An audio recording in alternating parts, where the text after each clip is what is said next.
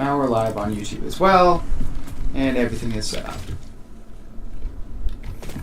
Alright, so today we are going to be doing some exploration. I need Mercer spheres, and I need hard drives, and power slugs would be nice. So we're gonna set up to go and collect a bunch of stuff. But before we do that, we have some setup to do so that we can actually get everything I need. And namely, that is sulfur. So I need explosives, which means I need explosives to get through giant boulders and such, and to get rid of poison clouds. And that means finding sulfur.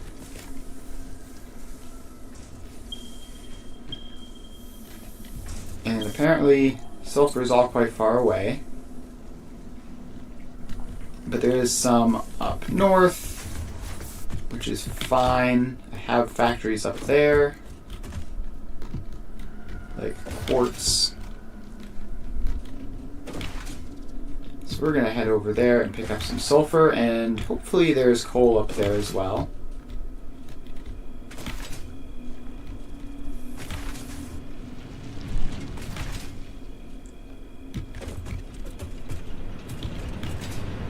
Speaking of coal, we probably are going to need to upgrade the power plant very soon before we do any other serious building.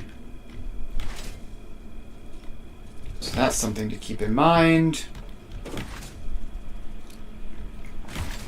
But for now, we head north looking for sulfur.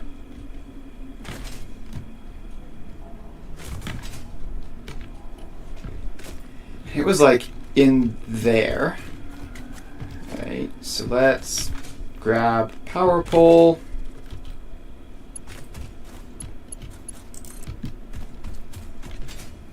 And get moving.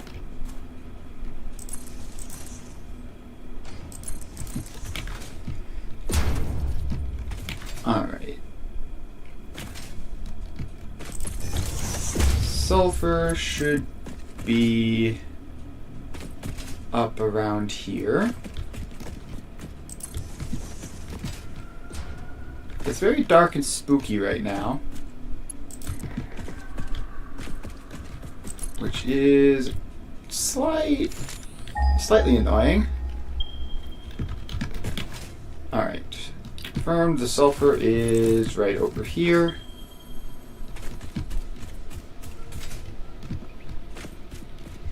Yep, there it is.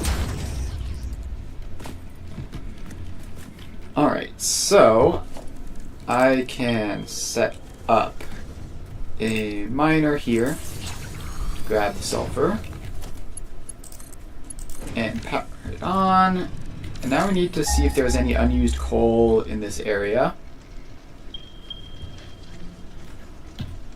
And yes, there is, right around there.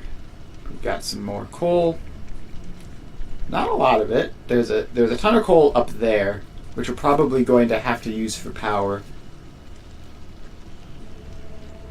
So let's... How much sulfur is this? A comedic amount. Alright, good. We don't need this much, but... we don't need that much sulfur. We just need some.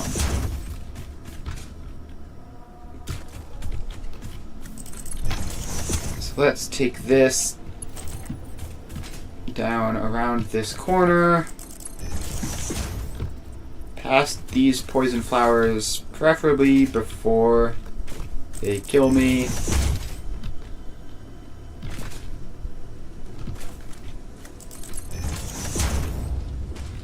And now we just go west, and the coal should be over here.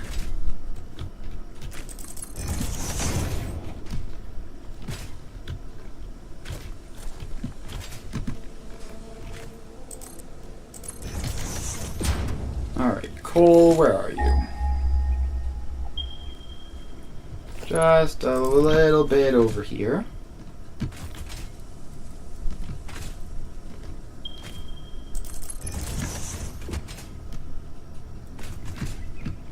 Ah, yeah, there it is, right by the reanimated Sam line. So let's get the coal miner down. Attach it to a convenient power pole. And bring it over here. So we're going to need a MAM here to properly do the research. And we're going to need to pick up some coal and some sulfur. Let's head back over this way to grab the sulfur. I think we need like 50.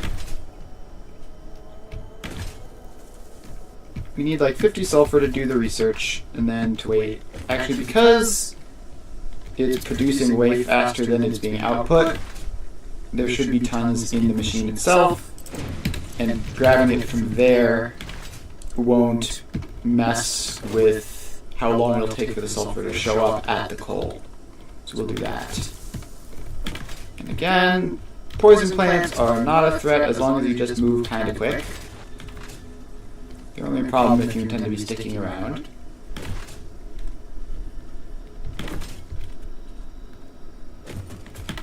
And now we get back here. And grab some coal.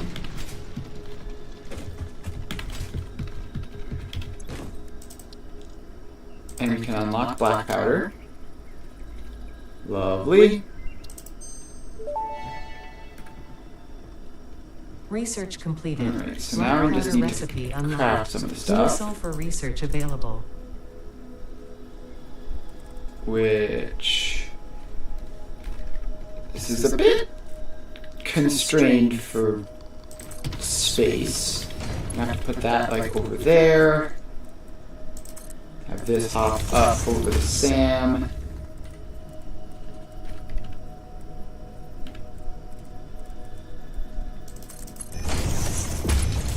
In there. Then this can come over the Sam in there. And black powder. Power it on.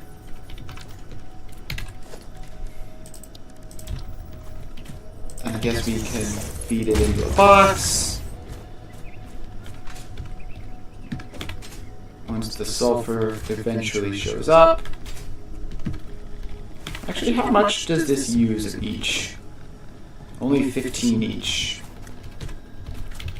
Yep, that means we have plenty.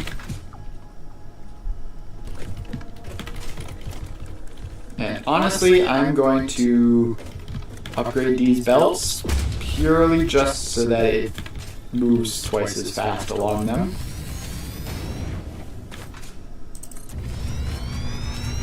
This should significantly cut down on the delay before the sulfur shows up. And it'll still be coming at 60 a minute because it's constrained by this part back here, but that's fine though. Just need it to show up at a reasonable rate.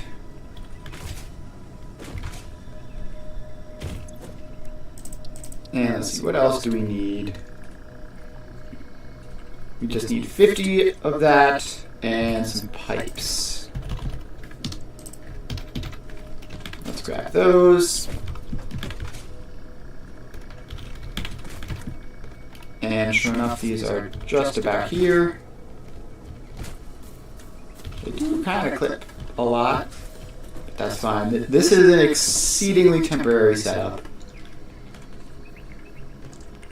We just need to get some Nautilus production going. And I don't even have a Mercer Sphere. Well, I could find one, apparently. Let's grab a Mercer Sphere real quick for this. Because we are going to need a steady supply of the Nautilusks once we eventually create them. And since there's apparently one very close, it's going to be up there, isn't it? Alright. Let's get you going. And have that snap to the foundation. And drag it down. Now we can climb up and grab it.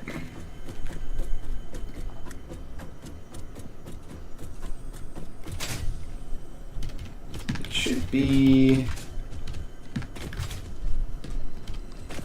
Is it underneath this? Uh-oh. I found it. Yep, it was not on the highest ledge, it was on the second highest ledge, I guess. Importantly, we now have the Mercer Sphere, which means if we don't fall to our deaths here, cool, caught the ladder, then we will be able to hook, maybe? No, we only have 5 sand fluctuators, but coincidentally, the reanimated Sam is literally right there,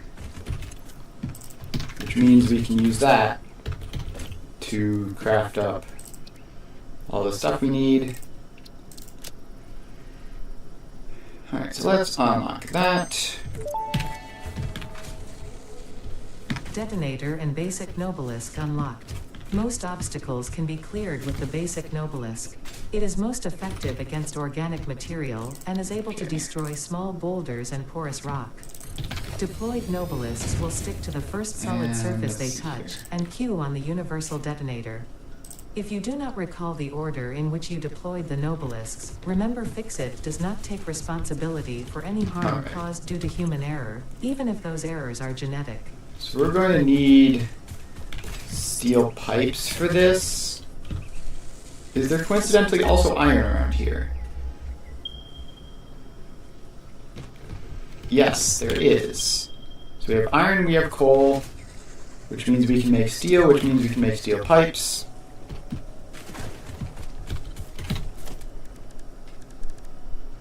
So let's get... We need to... No, not a crafting bench. We need an equipment workshop to make more portable miners, to get a miner Mark II on the iron, which probably we don't need, but better to have it. 5, 6 is good for now.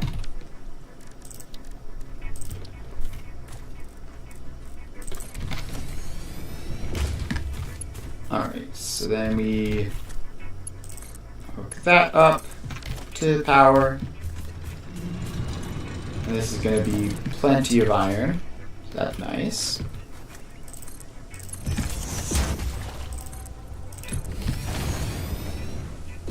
So bring this over here.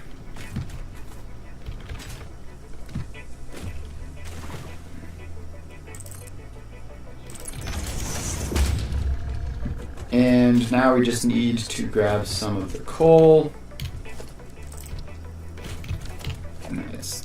We need modular frames for that. Alright, in that case, because I don't want to head back to the base to grab some, I am going to downgrade that. Which puts me back up to 18 modular frames, which means I can make a foundry. And it shouldn't have a significant impact on how much steel we can make.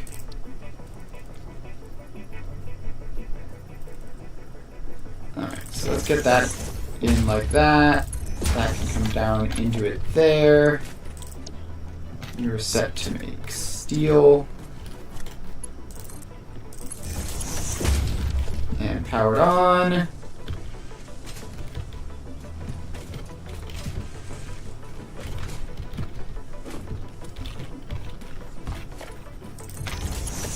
And we split off this belt here.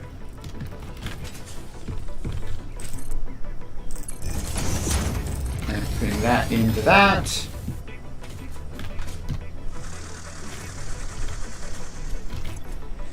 So now we're making steel ingots. And we have a constructor, which makes steel pipes.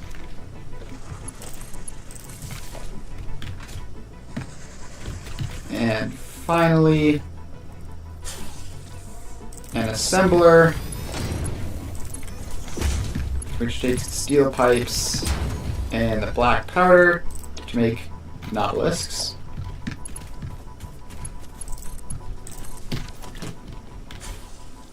And I really should have done this on a foundation. It ended up being a bit more complicated than I was hoping. But let's see, so how many steel pipes does this require? It requires 20, which means it requires exactly that much, which means we need 30 ingots. Which means I can set that down to that, which means we're using 30 coal and 30 iron.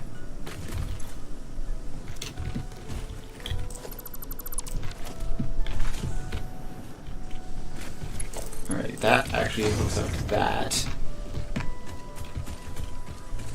And we're making 30 black powder, and we need 20. So I can underclock this as well, which is marginally convenient.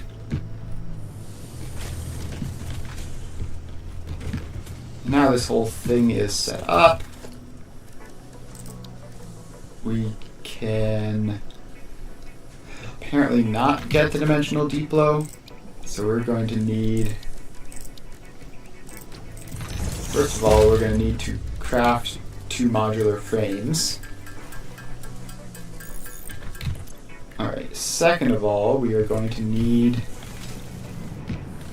to grab a whole load of sand. We're going to need so much of this. It is wildly inefficient. It's like 3 to 1 or something.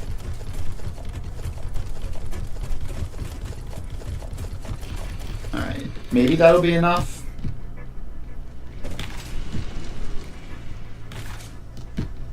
And then we can get back to the crafting bench, which I put down somewhere probably. I don't know, I'll make another one. And we can craft up reanimated Sam. It's 4 to 1.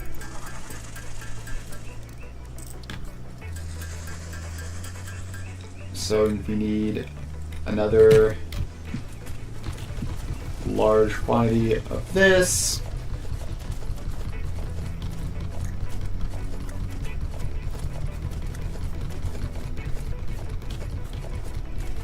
That's probably enough this time. And we can craft this up. And then craft this up. And now we should be able to dimensionally store. Yep, we can now dimensionally store obelisks. Put that in there. Put that up there. And belt that in. And just like that. Alright, so that is a significant problem resolved. And I say that this is a temporary setup, but like, realistically I do not need enough obelisks to probably ever come back and fix that. So it's probably just going to be like that for most, if not all, of the playthrough. And now that we have those, we can properly do... Let's see, is there anything else I'm not having right now? Oh, I want some biofuel so that... I can use the chainsaw to get some mycelium to do some of that research.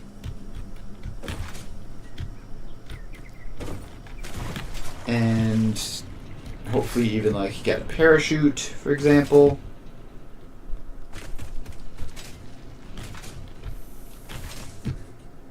So let's make our way back to the starter power setup and yoink some biofuel.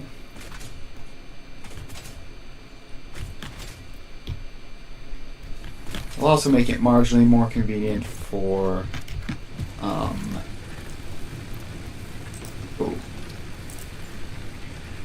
yeah, so that stuff we've just done means that we now occasionally dip into just a sliver of the biofuel production.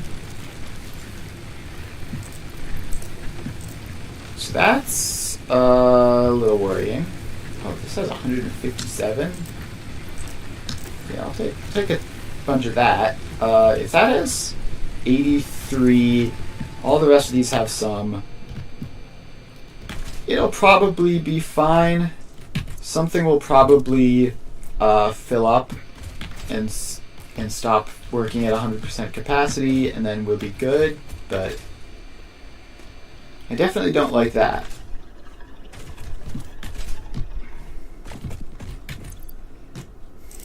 All right, so let's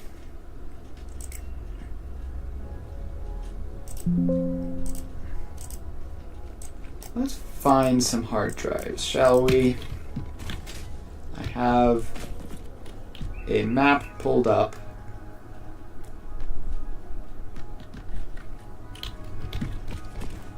And hopefully I'll have the resources to grab all of this, to actually like unlock most of them. Not all of them. But that'll be a problem for future me. Apparently there's a hard drive right on top of this cliff up here.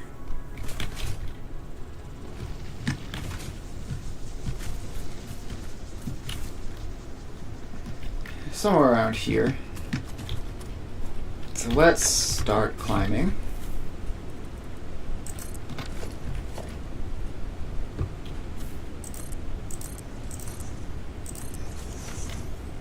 Alright, we have a ladder.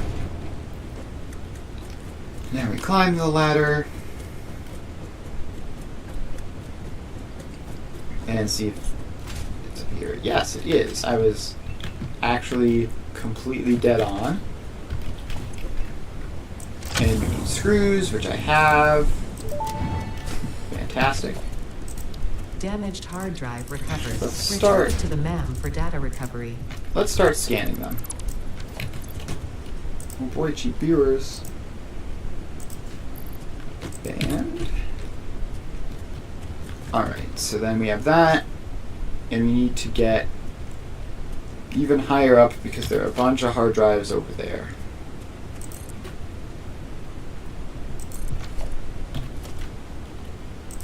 So let's get this ladder coming on down. Yeah, that doesn't quite go far enough. So let's get onto that ledge. And man, not having to deal with the aliens is definitely a huge time saver.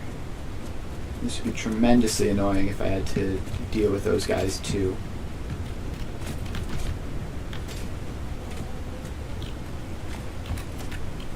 Alright. I have to gain a lot of height up this cliff.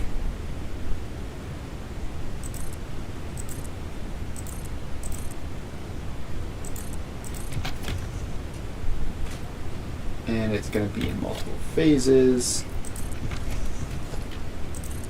So let's get up here.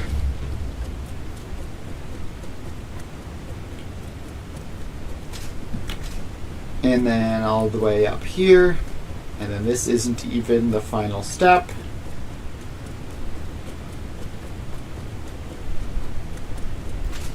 So that. And up we go.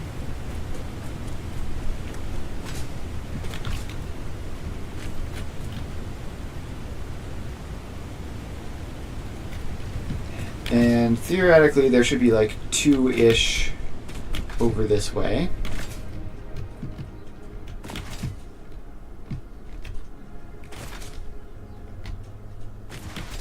Although I don't know if I'll be able to grab them. There's also radiation. Alright, here's one. And it needs high-speed connectors, which I don't have. We also are very close to a Mercer sphere. Alright. Then there's one down near the base of this mountain, which I should be able to get.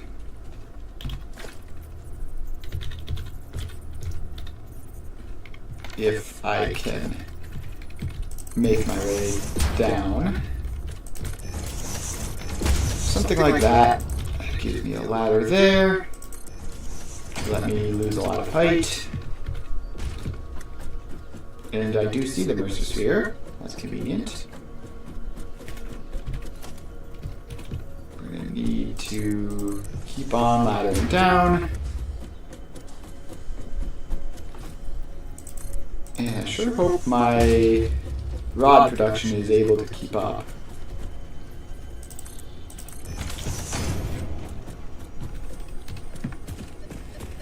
Alright, let's grab us a Mercer sphere. And then continue on our way down the cliffside.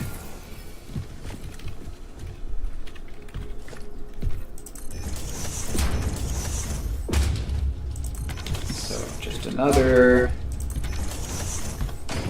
setup like that. Should get me most of the rest of the way down.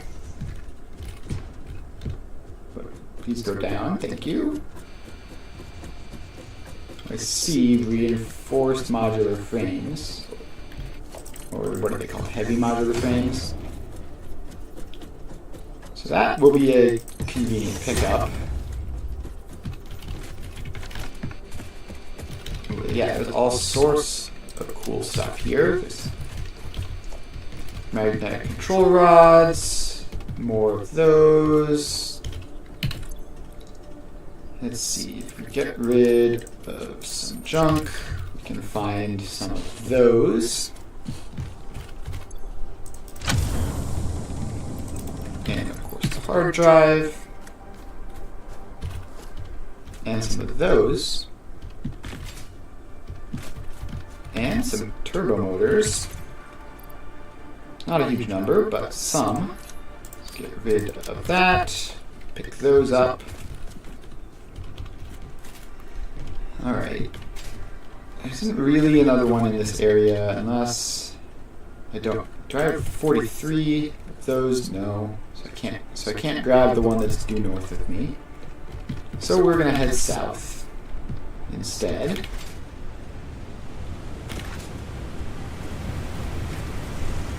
And actually, before we head south, we're gonna need to get back up this cliff, and I already have a convenient ladder over here.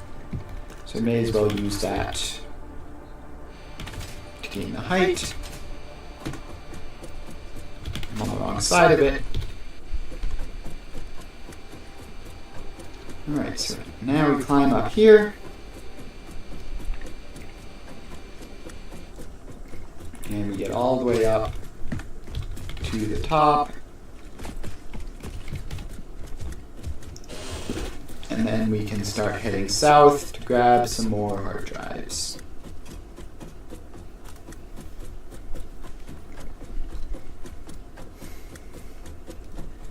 So, let's get some hard drives. The plan is realistically to spend probably pretty much the entire stream just collecting hard drives. So that it'll be a very long time before we have to do this again. That would be nice, but I'm not sure if it'll actually work out that way, but you can try. There's a Mercer sphere. Obviously that's extremely helpful. Let's get up there. Don't want to get too close to those plants or the radiation for too long. Alright. Mercer sphere acquired, and back down. And we have to head quite a ways south. So let's get up the other edge of this river.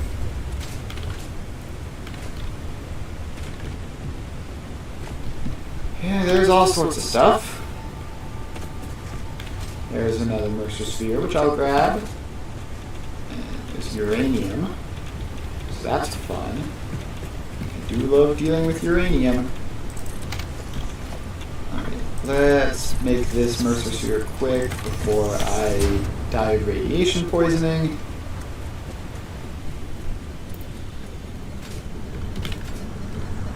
Look through the window and witness a thread. Yoink. Alright. Now we just keep on heading south, which these rivers are making ever so slightly more difficult.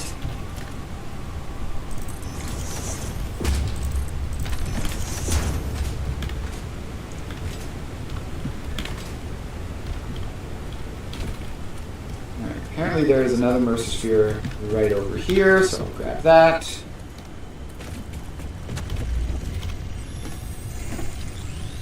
I do love picking up a lot of Mercer spheres here as a bonus. It's obviously not really what I'm going for. I'm going for hard drives, but the Mercer spheres will also make my life a lot easier.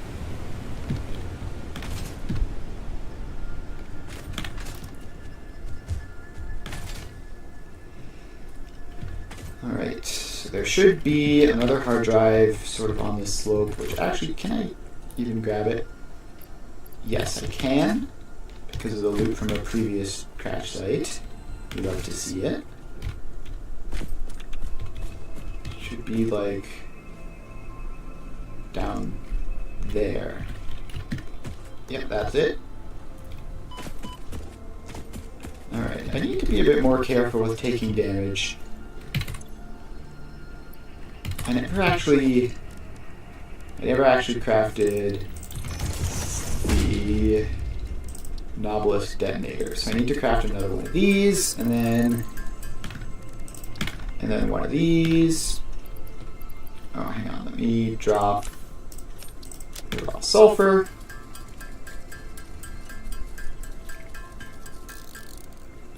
And a single one of those.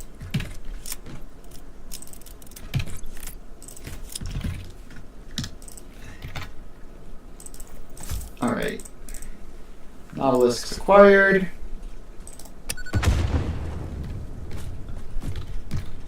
Oh boy, that was a bit of a drop.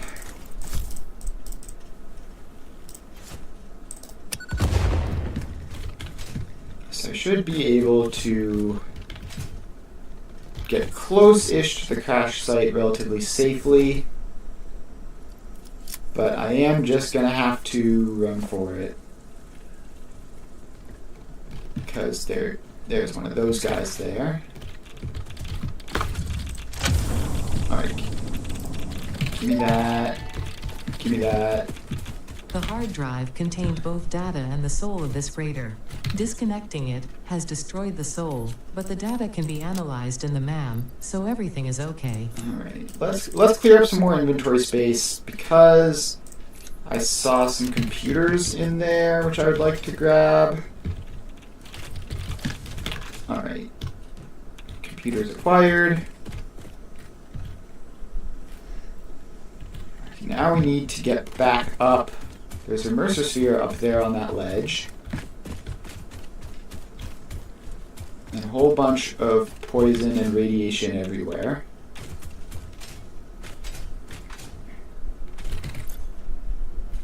But, okay, so that one up there actually requires something I don't have.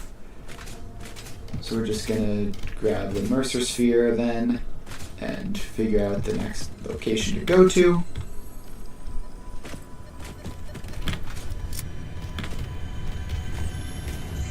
Alright, let's grab this. Boom. Okay, let's see here. If we head further west, there's a lot that just require power, which I can do easily. So that would be further west of here.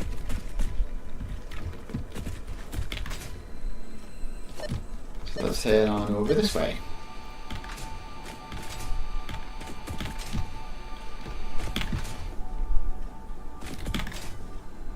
And move it on along.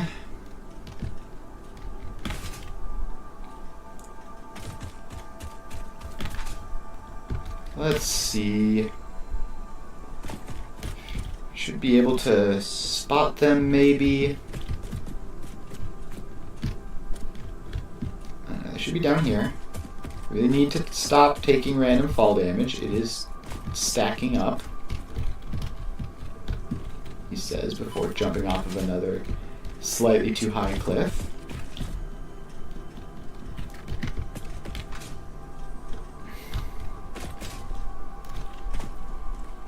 Ah, there's the Mercer sphere under here. Pick it up.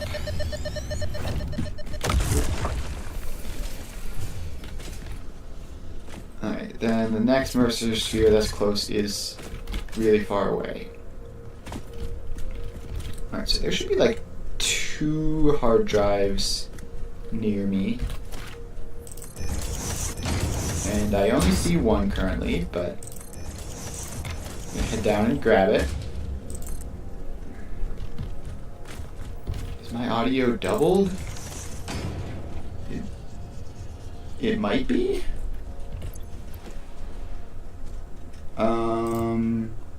Did that fix it?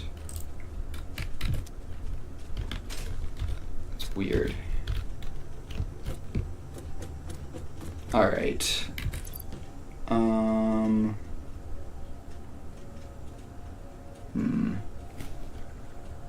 Might be... Did that fix it? Testing, testing, testing. Is it fixed? Alright. Cool. For some reason my webcam had a built-in microphone, which I guess automatically turned itself on for once. So I'm not sure why that happened, but fortunately it has been fixed.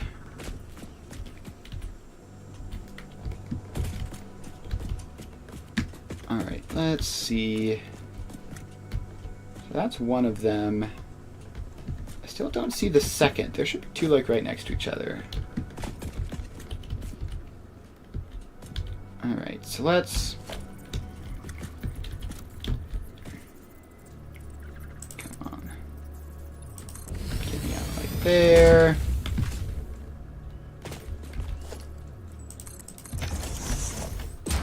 And then we climb down.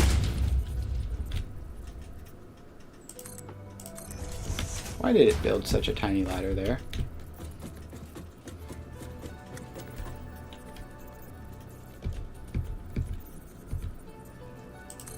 Alright, that was a little bit weird there. So now we can get down to the bottom of this canyon.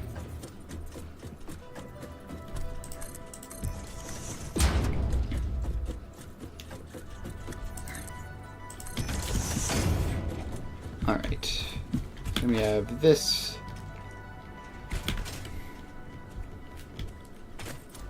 Which has some stuff in it. Nothing too interesting. It needs 100 megawatts of power. So that is 4 of these. 1, 2, 3, 4.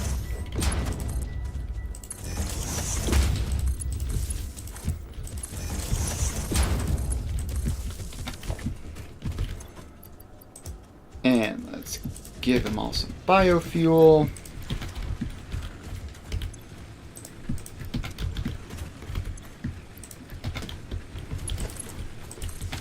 And then attach them to the thing. And there we go.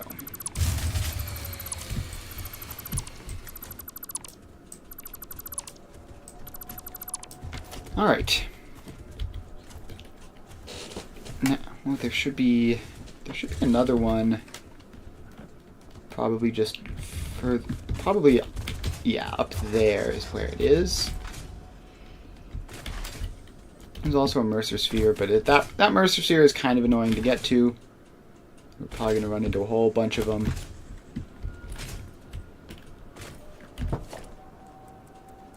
Alright, let's get up there.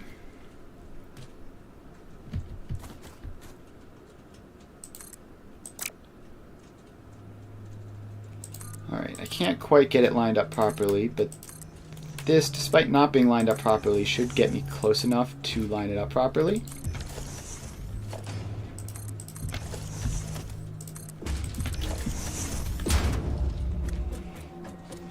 And I am worried about my supply of rods. I'm going to run out eventually.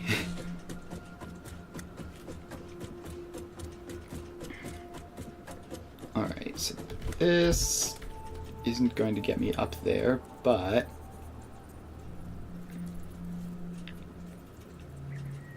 I should be able to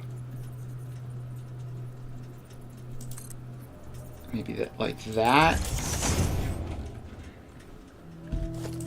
Make it a bit lower so that I have some room to flip around like that. Alright, we're up. And we have to go a bit further.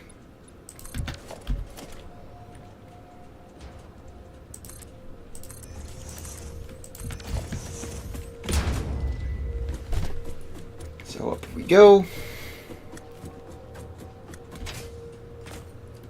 Alright, so need to get rid of some poison pillars to get near this one.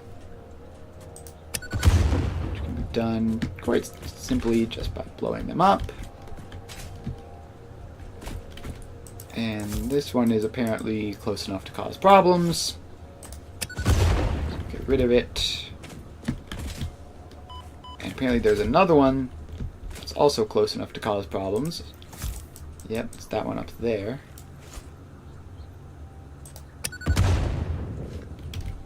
Alright. So we need 10 megawatts, which is just one burner.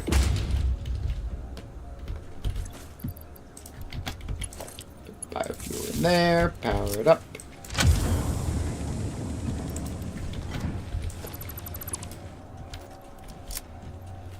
Alright, so that's that. Now we need to head north to grab some more.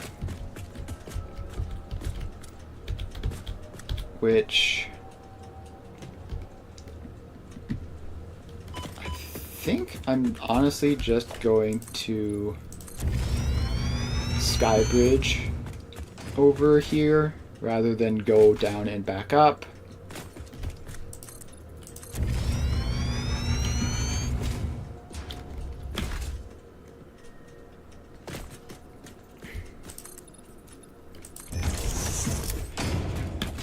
Alright, so now we are here.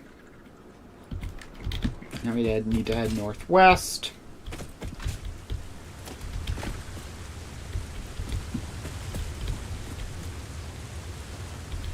Alright, we're in this place. Okay, let's get up on top of all that.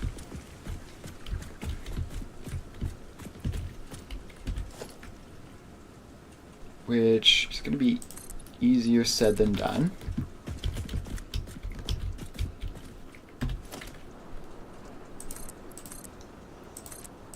So let's build this ladder. And I don't know why rod production is apparently extremely slow.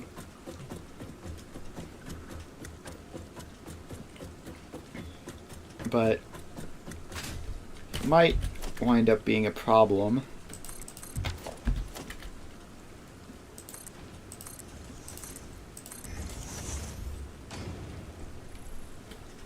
Really, that doesn't go far out enough. Alright, we're gonna have to send that one out a little bit further so that it gets over that ledge. And then we climb up here.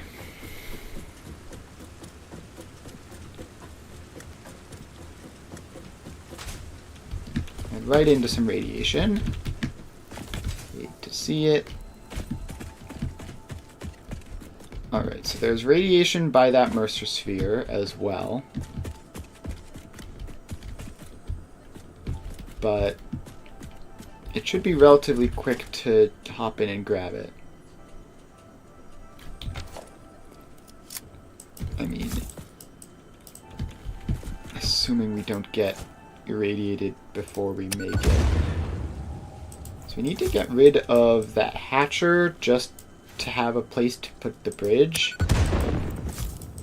It'd be really convenient if the explosives like blew up the uranium.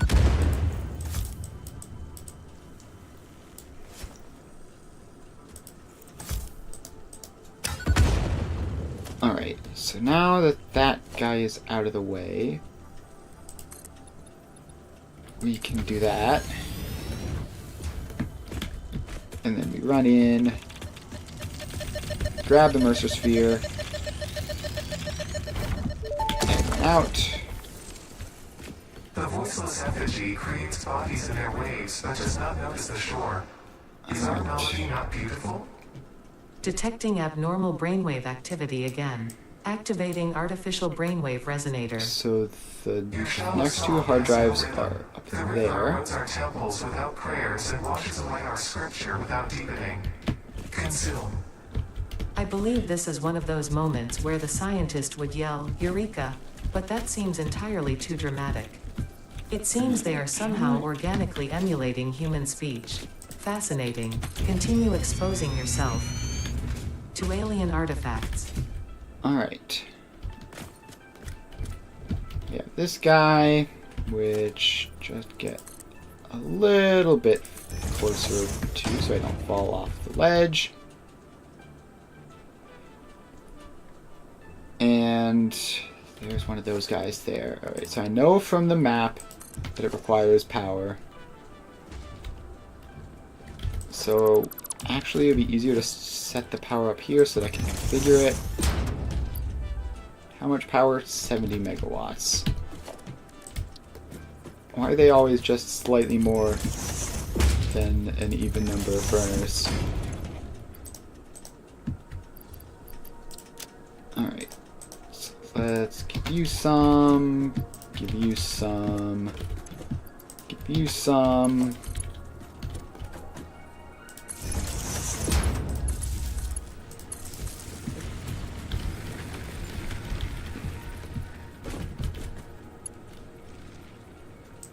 Alright.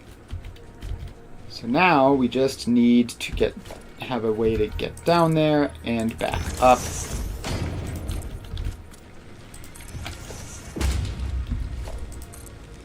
So we ladder down. Don't take any fall damage right now, that would be very bad. Alright, we hook that up. Grab the hard drive. And we run. Oh gosh, he is standing right there. Alright, we are getting out of the radiation zone.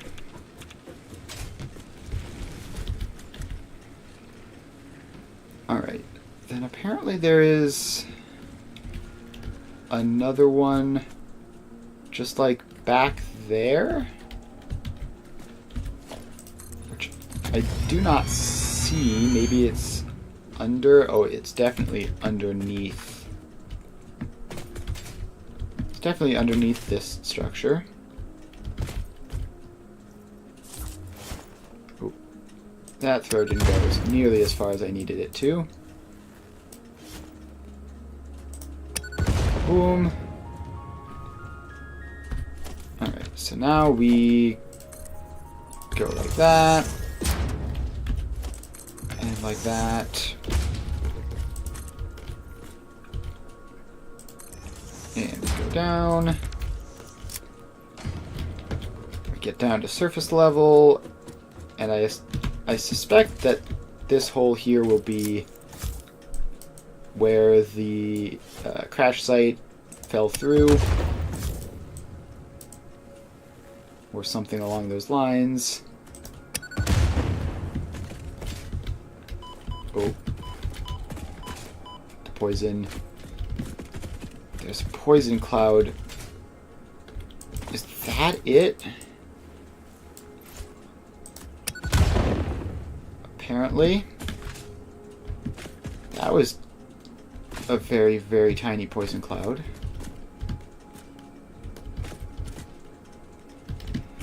And now I'm low, so I need to be careful.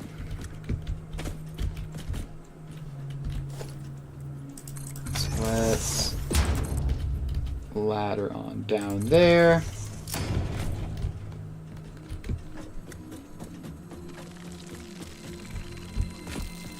And pick up a purple power slug, because it's right here.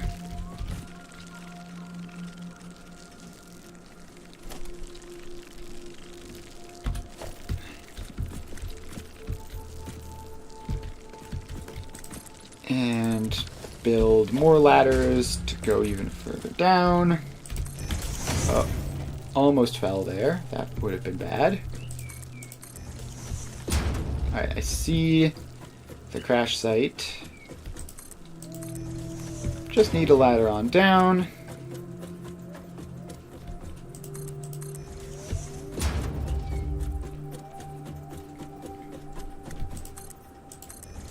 And most of the way there, I think. It's very hard to judge distance on a ladder.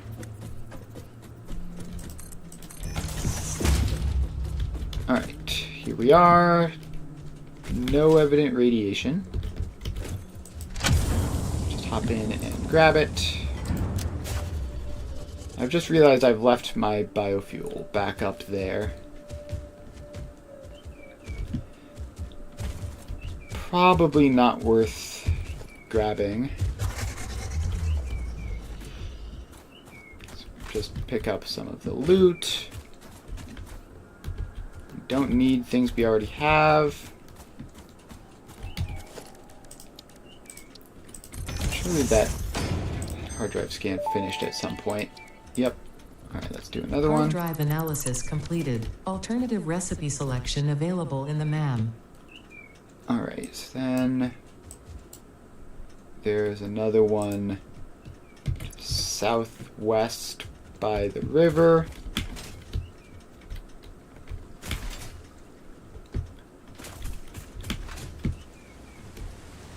So let's head down this way, see if we can see it. Should be right there. Yep.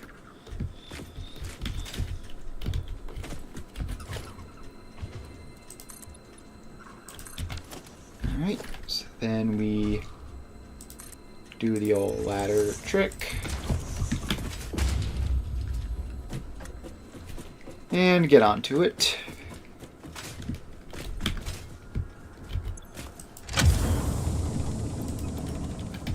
Easy peasy. And there's another one, like slightly northwest of here. I can grab.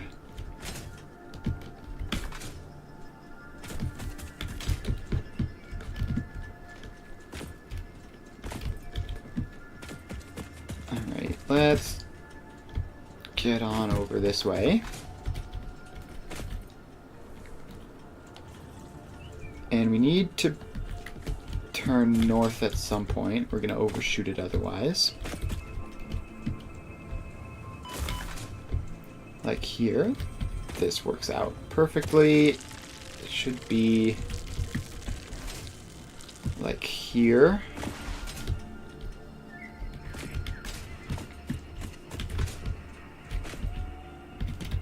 should be, yeah, right here. And it just needs some quick wire, which I have plenty of.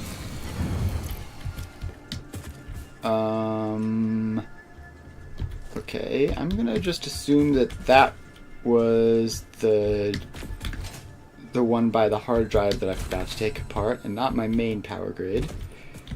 Because my main power grid shouldn't be shutting off like that. Alright, so now I need to head back southwest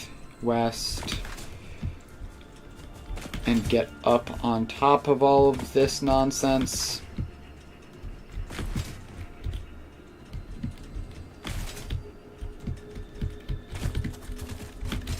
Apparently there's a Mercer sphere very close.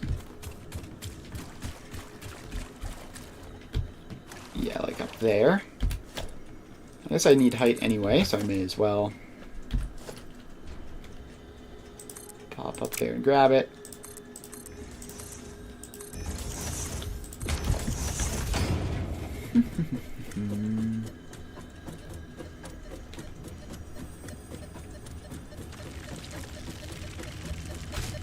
Yep, here it is. This fleeting temple homes a residence zone. Play for us. Alright, so we need to make it like onto like that thing or something like that. Oh, I've fallen. Okay. The water does not save you. Water does not save you in this game. So we have one hard drive already scanned.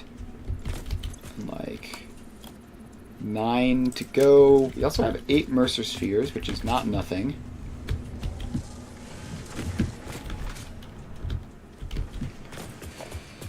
Alright, do we continue hard drive hunting or do we do power? Speaking of which, yeah, this is fine. Hey, let's set up more power. Actually, what's the MAM looking like?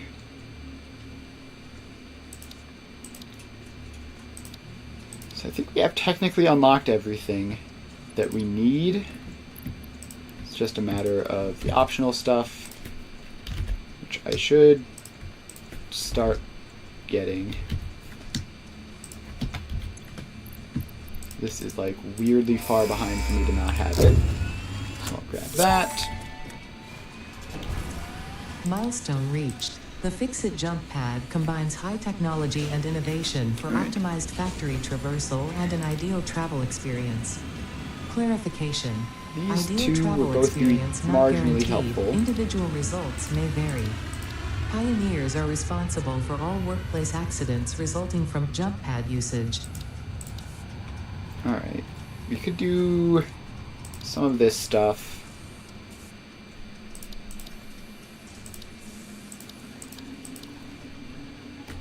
Alright, I think, yeah, so our next immediate step is to set up power. So, let me get something in my hand that isn't super annoying to hold for one reason or another. And if I recall correctly, there was a ton of coal like here. So let's head over and grab some of that. And that will allow us to significantly upgrade our power. Alright, there are apparently just power lines everywhere over here.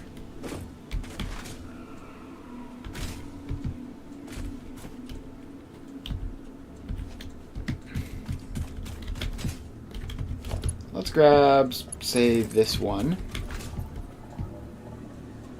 Get a move on. Is that a hard drive? Have I grabbed this?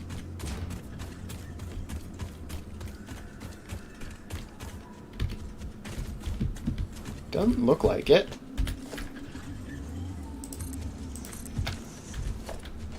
let's ladder on up and pick it up. Up we go. And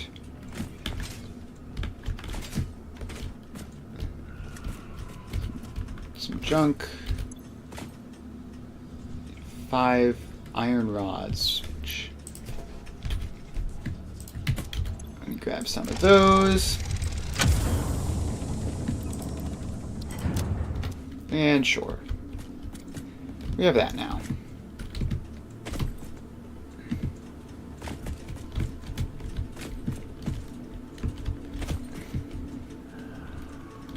Alright, so we need to keep on moving.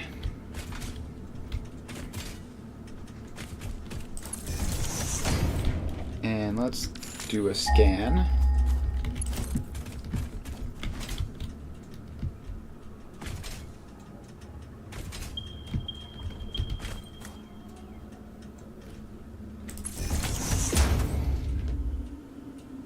Yes, there's a couple coal patches north, which are going to be the ones that I use for this, I think.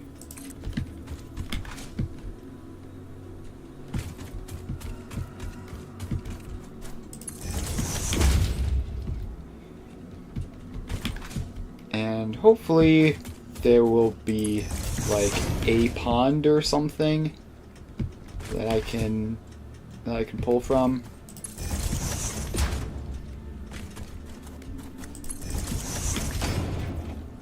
Is that another hard drive up there? Looks a lot like it.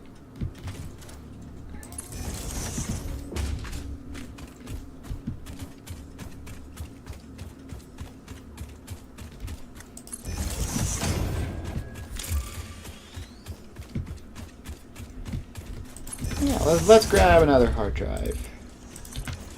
Certainly do not mind picking up some of these as I pass by.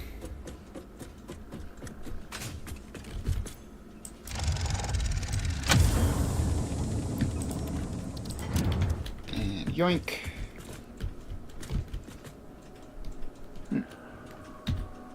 Apparently this is relatively close to some of the other stuff that I've been doing. Is that the coal out there?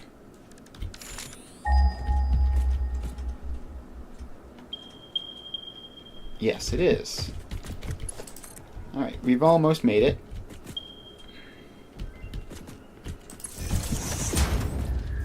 We finished MAM research. Let's get another one going. Ooh, got concrete. That's pretty good.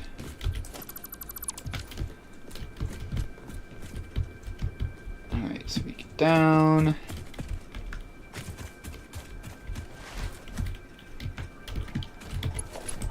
And we just keep heading this way until we find the coal.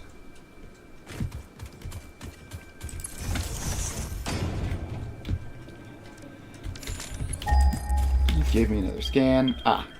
Yes, of course, as usual, it was right there. So we have 2 pure nodes. That's fun. And I only have 13 modular frames. So let's see here. 240 coal per minute is more than I can use right now.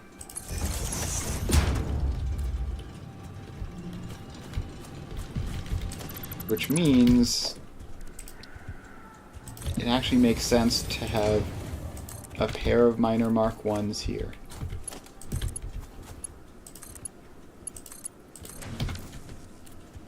So now we can at least run them with those belts. And let's see, the closest water is going to be that oasis down there. Which is like southeast.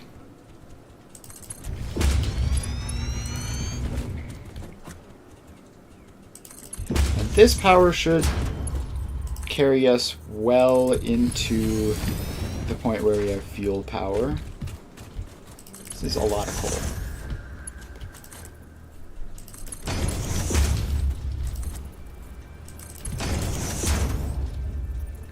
Alright, I can see what looks to be a tree in the distance.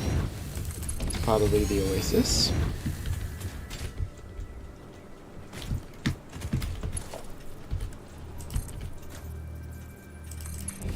I really hope I don't accidentally place any Mark 1 belts. I am going to run out of Mark 2 belts relatively quickly.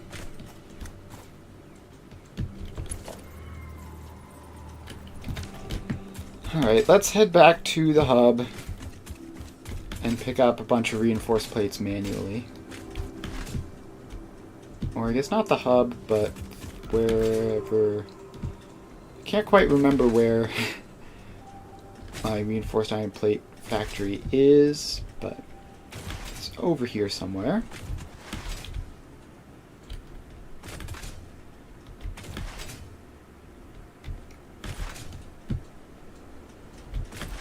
Probably on the other side of the hub, knowing my luck. It's just gonna be super far away.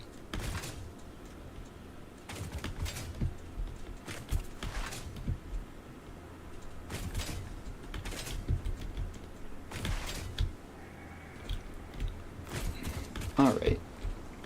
So we're almost back at the hub, but we need to head that way. This is where the reinforced iron plates are mostly going to be.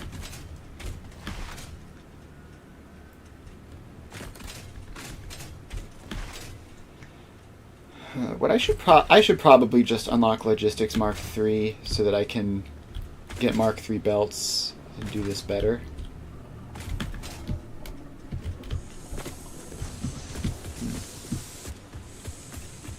I think I see some sort of machine. This is actually just not producing fast enough. It looks all green. So it looks like it is producing at full capacity. Its full capacity just isn't very fast. Alright, I'm going to unlock Logistics Mark III so that I can do faster belts.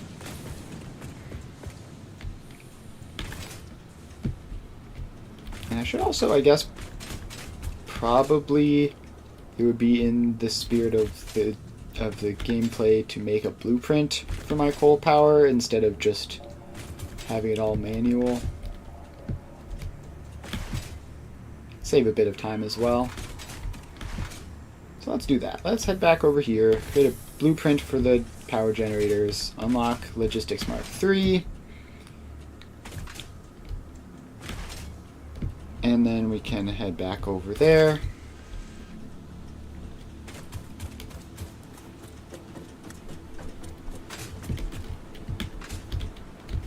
Alright.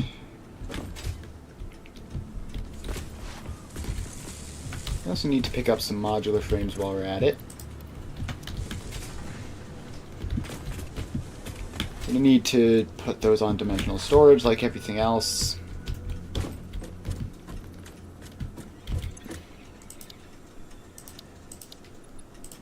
Logistics Mark III. We need a lot of reinforced iron plates, which I've just used. We need a bunch of those. We need a bunch of those. And let's see, is there anything I can throw in a box for now? Yes, all of that stuff, which is just... All that stuff is just purely for exploration purposes. I don't actually need it in my inventory. I pick it up when I head off to explore again, but for now it's not needed.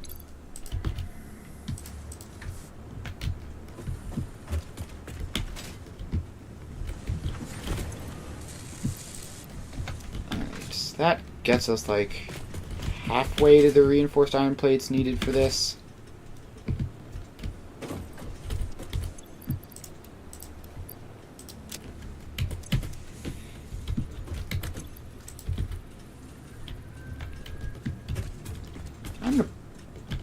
while I'm sitting around here apparently waiting on stuff, I'm going to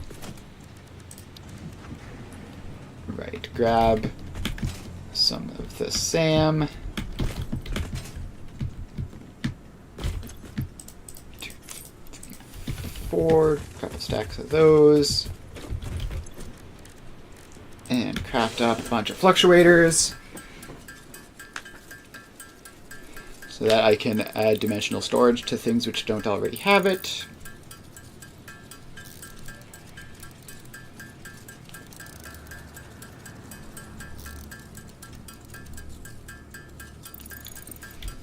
Alright, let's get up to like 30. Should be enough for now. Modular frames need it.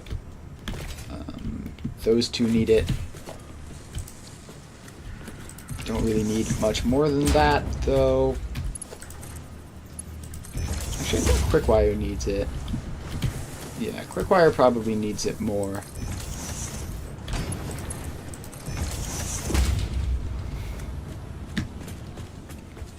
And I guess we can put one on that.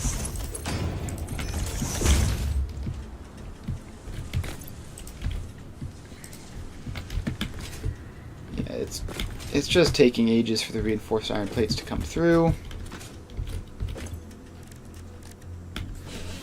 Let's craft up some more SAM fluctuators.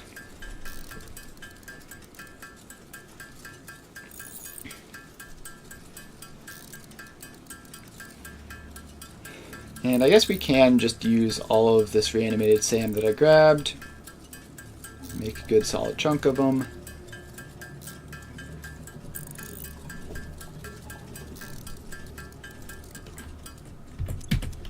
Alright. Another hard drive is almost done. That's cool. So pretty much all that stuff is there. Need that.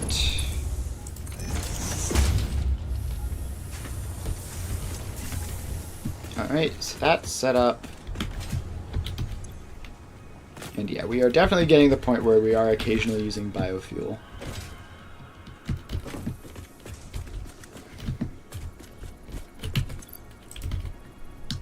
But I need another 100 reinforced iron plates before I can really do anything.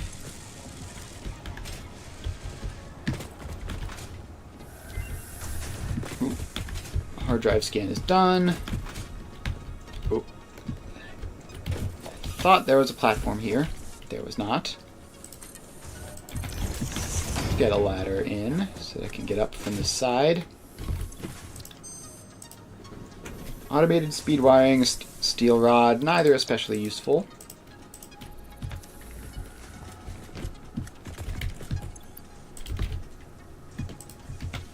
Alright. We now need less than a single stack, which, let's check here. Presumably these are coming in at 30 a minute, so it'll be like 3 minutes, which is completely reasonable.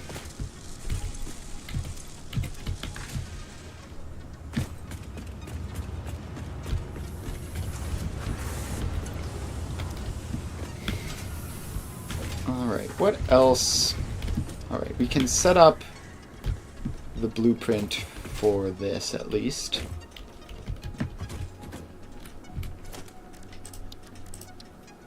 Coal power generator.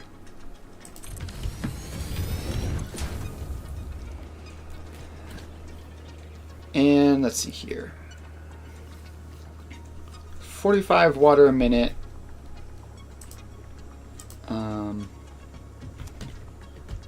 Just doesn't say how much coal, but I think it's like 15. I'm gonna assume it's 15.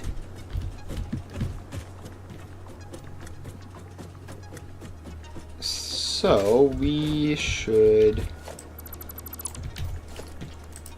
see how many can we fit in a single blueprint designer. course, these also require reinforced iron plates, because why not? Which means I actually kind of need to wait to do that until I have Logistics Mark III.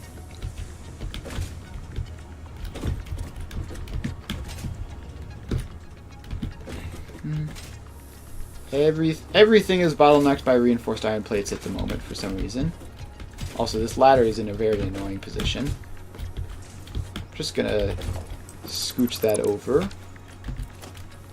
Just a little bit over there. So now I can actually use it to get up conveniently.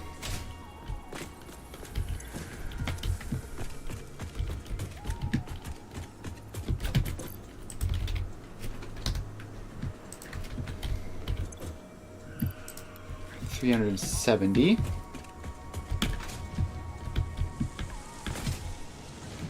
So in theory, it should take a single minute to get my reinforced iron plates. In practice, I think we may have straight up run out and we're now waiting on new production.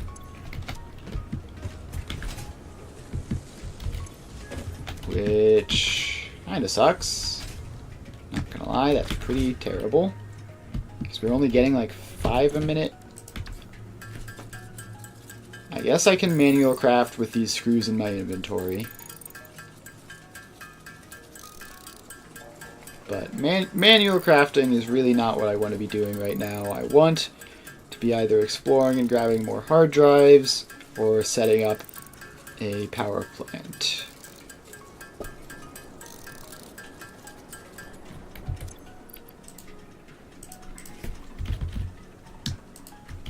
Yep, definitely crawling.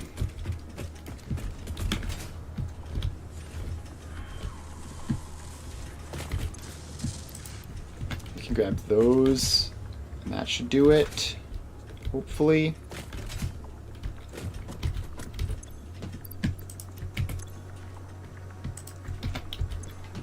We need 2 more, and then these won't be the fastest belt we have anymore, and we'll like basically never need them again. At least not in high quantities.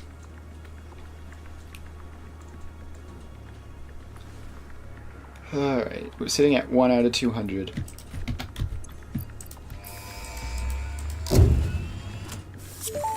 Alright, here we go.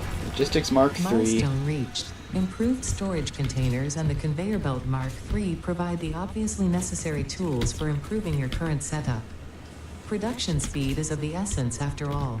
So work hard. Work as if every person you have ever or will ever love is depending solely on the choices that you make. Because they are. Warning. Fix-it psychologists recommend not dwelling on the crushing mental and physical strain of your responsibilities and simply continuing to be productive. Materials to make a new blueprint designer. Hard work has repeatedly proven to be So I the can best make one cure over for there. any kind of stress. Now back to work. I can make a new blueprint designer over there, and I can like dismantle some of those belts to get some reinforced plates back.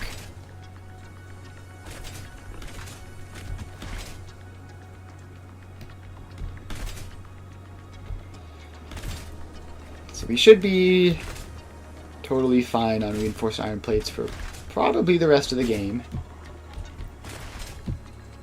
Like, you only use them for so many things now that they aren't the fastest belt.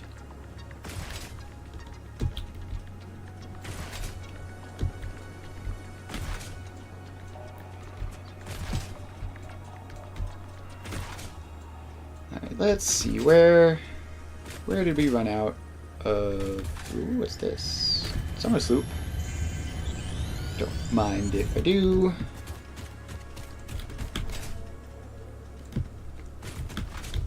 Alright. Where do these belts make it? Really not that far. Okay.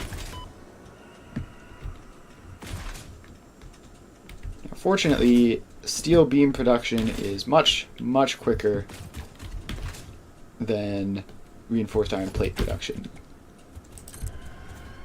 So let's get all of these upgrades in.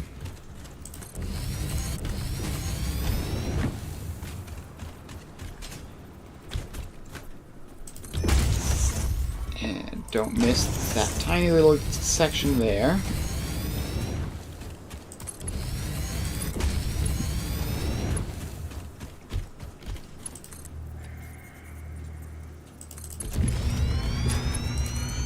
Now, these are going to be belts of 240 because that's the capacity. So I'm probably going to have to actually go back and upgrade these to Mark II miners as well.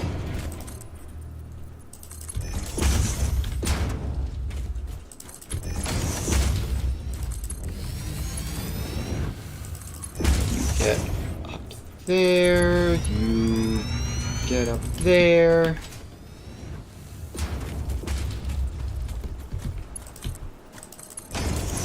You get the rest of the way up. You get the rest of the way up. And then we can go downhill.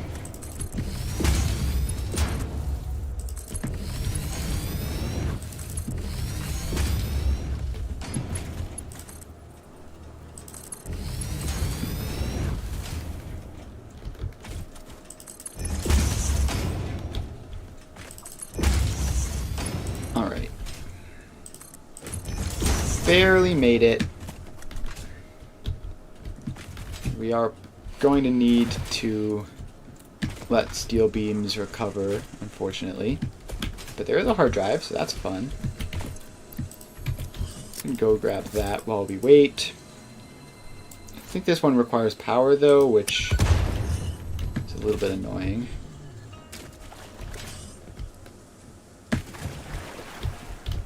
There's also poison flowers all around it. Oh no, I already grabbed this one. Okay. Fair enough. Now, where was I? So I need a blueprint designer so that I can set up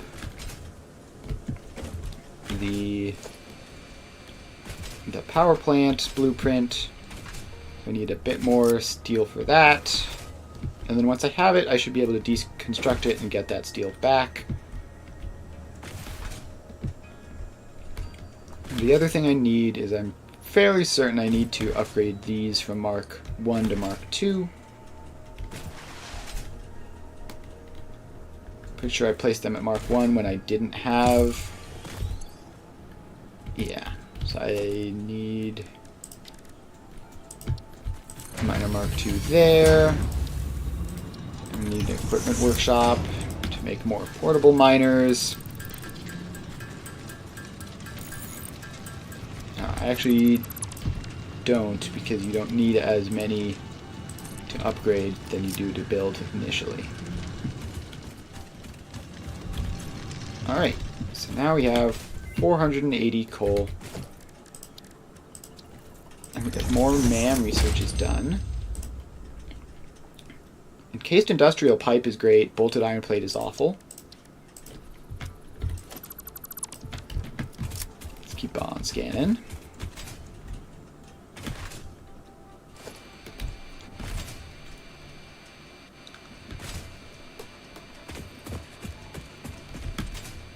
The nice thing about encased industrial pipe is that it basically means that steel beams aren't used for like anything ever. So you can completely just not worry about them. Alright, let's get a blueprint designer. And we're going to need a observation tower, of course.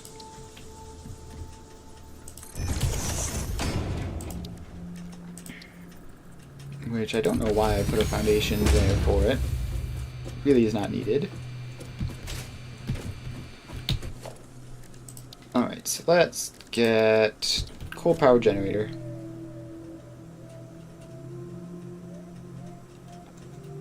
And we can place it very close to the back.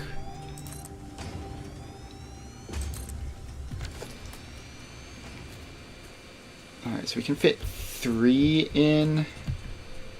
But I would like to fit 4 in so that it can be 60.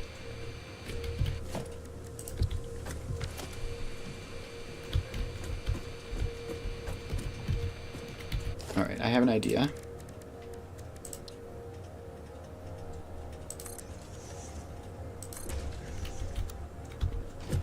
What if we put the fourth light here?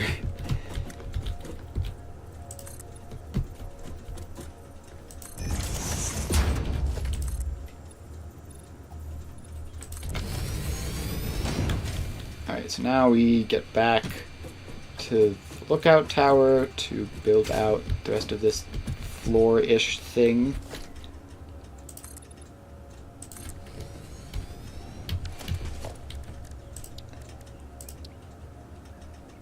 And no, it's too tall. Okay.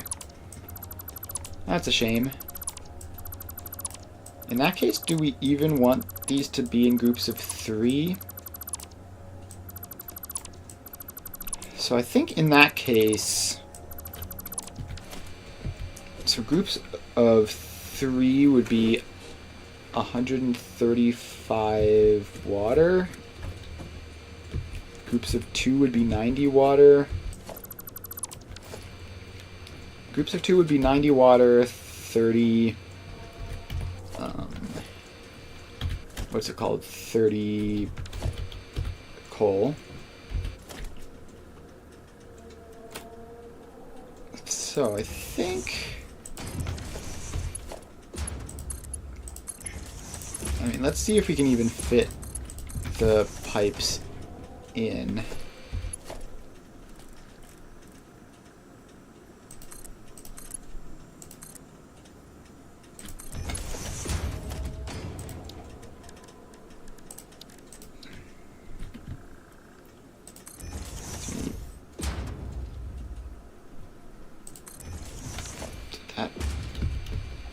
It was definitely spazzing out. I don't know if it worked or not.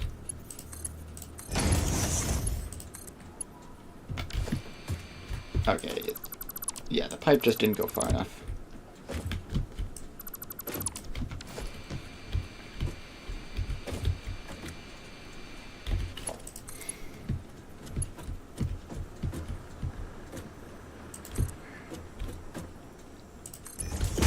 Okay, so now that pipe will go far enough.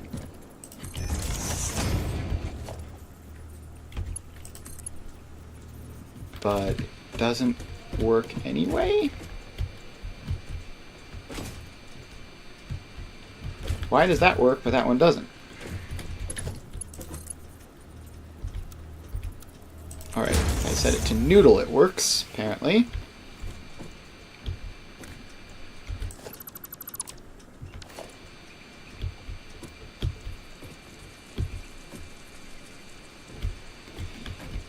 Alright. Well, I mean, let's call that a blueprint.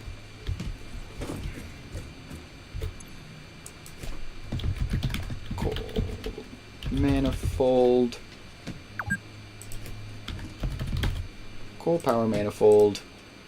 It's 90 water, 30 coal.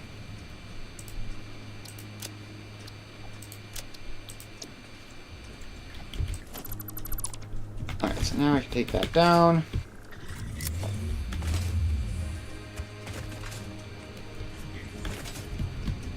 Alright, so what we need here is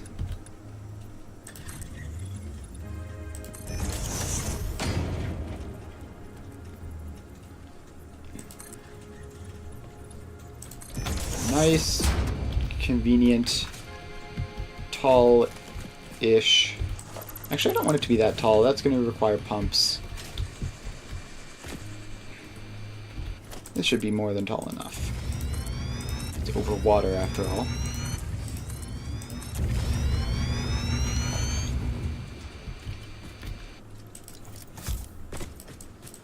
Alright.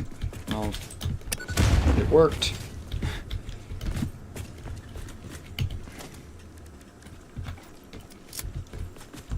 So, if we have 240 coal per belt,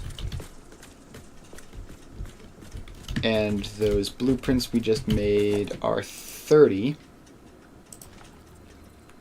then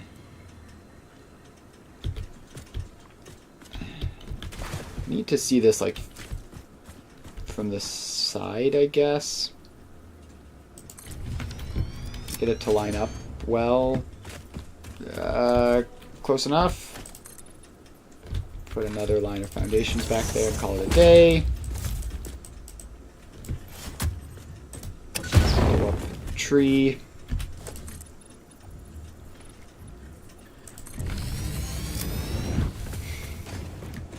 Alright, so this is 30. And we need like a lot more of these. So let's line up 30, 60.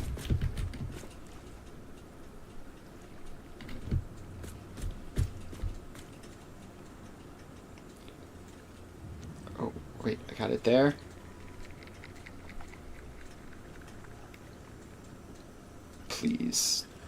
Please line up properly. So that's 90.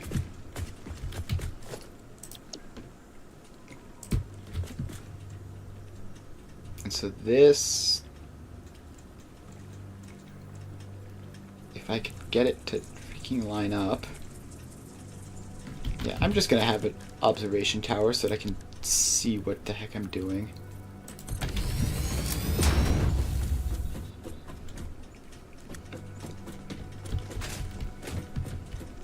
Alright, so that's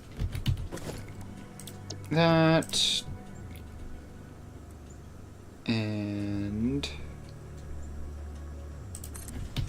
that's that.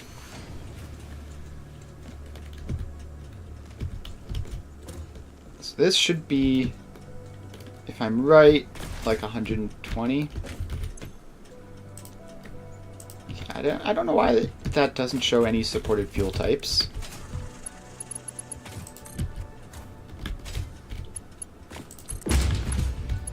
Alright, so then we have to belt all of this up together.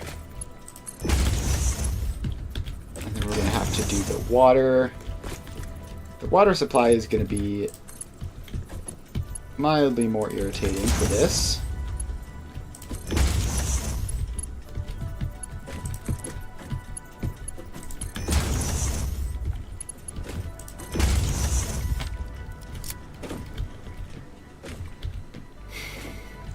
I also forgot to preemptively set up power poles to hook all of these things together, so that is going to take a while as well.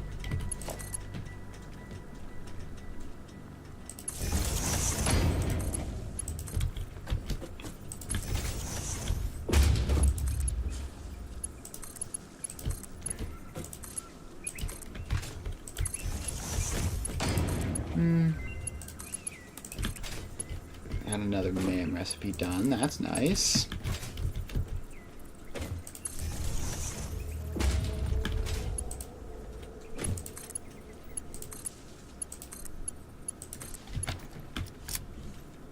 And there's probably all of those hooked up to power poles. I'm gonna have to actually bring the power grid out here. And also hook these together. Apparently I didn't quite get the first batch to line up, or the second. Oh, the pipes aren't straight. That's horrible. Alright, I hate that.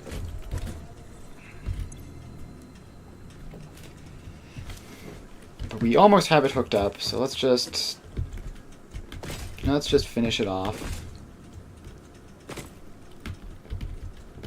So we're gonna need the water extractors now. How many? How many do we have here? This is 2, 4, 6, 8. And 45 times 8 is 360. Oh, so this, right. We've managed to luck into the perfect ratio for water extractors as well.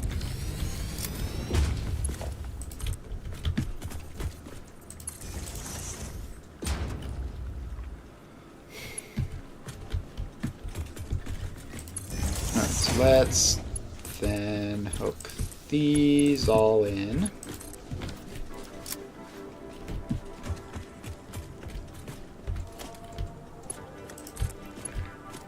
And bring the water up and into the machines pretty much just about anywhere, as long as they don't clip through every single thing known to man.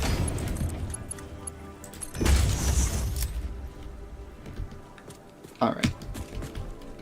That should probably work. We just need to... Now we just need to hook everything up to actual power and it'll be good to go. Why are these belts still running?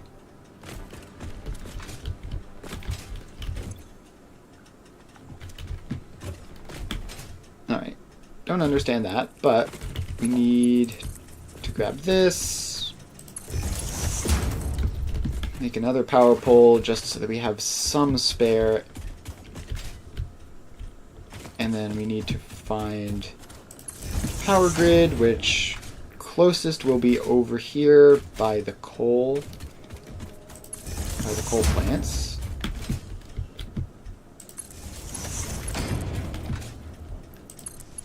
Let's bring this along.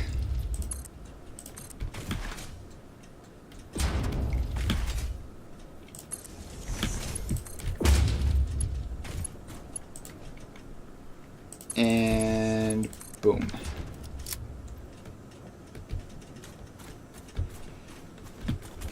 So the water should start showing up, which means that this should all start working now.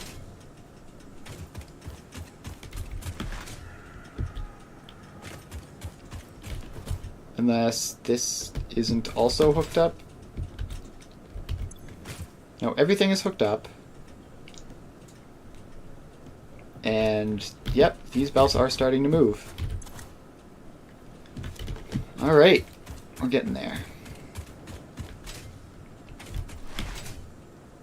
Now the problem is going to be, will the water flow at the recommended speed or not? And the answer is going to be no. Because fluids are terribly annoying. I will not at all be surprised if the fluids make a problem.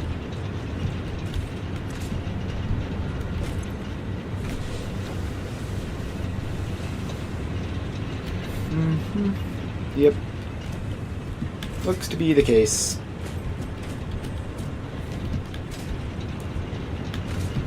Alright, so if I just like underclock one of these machines slightly, now I'm producing too much fluids and they should fill up.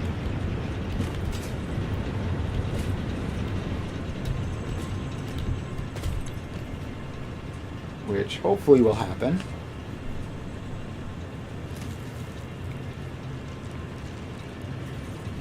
Alright. Apparently not, but that's fine.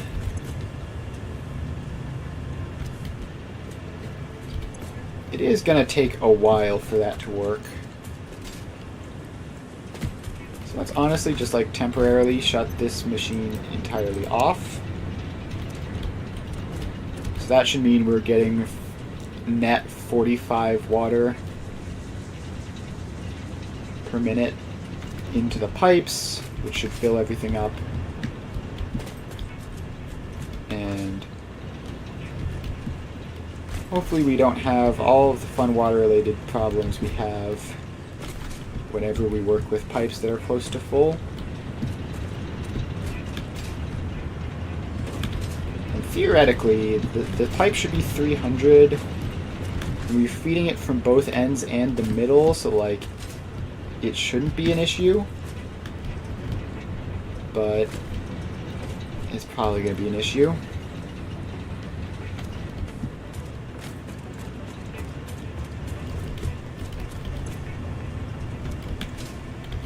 Are these filling up? No. So that's a somewhat good sign, because it means we aren't running into actual flow rate problems and it's just water production problems. We need to fill up the pipes before this will work properly.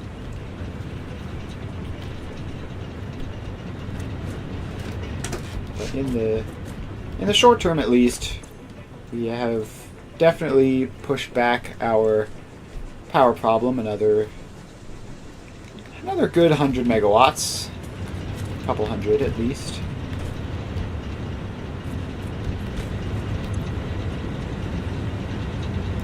And yeah, these are going to be filling up very slowly. I might turn off another one.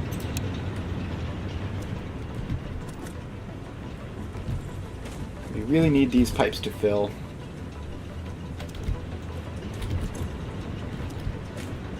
We really just want the pipes to fill so that everything works properly. Hooray for fluids and being annoying.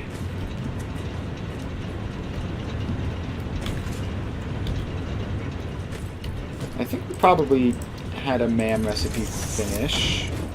Yep. Copper rotor, quick wire stators. More, frankly, junk.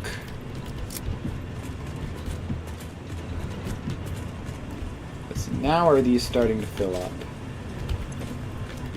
Still no.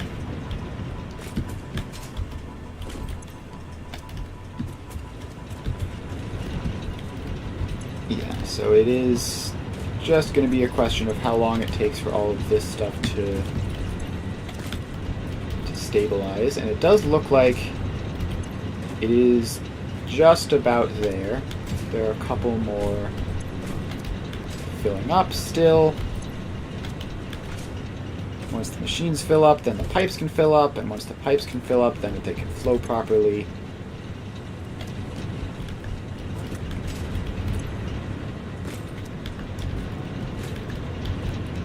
And then we can turn these last two machines on once everything is stabilized, and probably will have one of them set to like just slightly short, just to make sure. And this is 1/4 of the total production we can get here. We have another half of this line and then another identical line.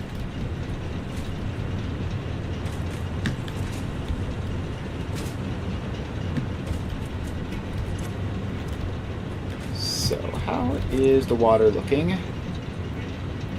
Definitely almost done. There's only one machine that isn't full yet. And it's going to be getting there quite quickly. And then the pipes fill. And then we will just about be able to finish off here.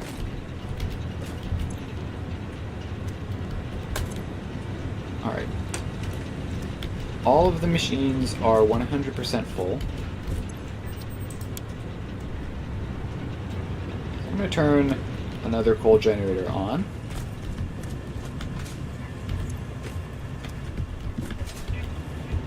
So now the pipes fill up.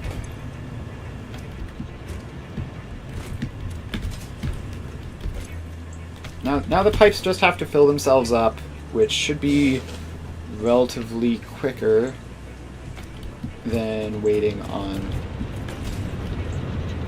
the machines to fill up, because their buffers are a lot smaller. But there are a lot more of them, so you know, that's a thing. But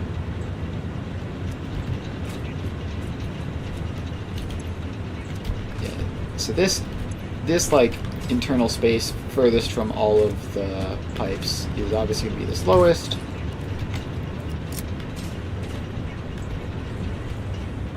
But it should get there pretty soon.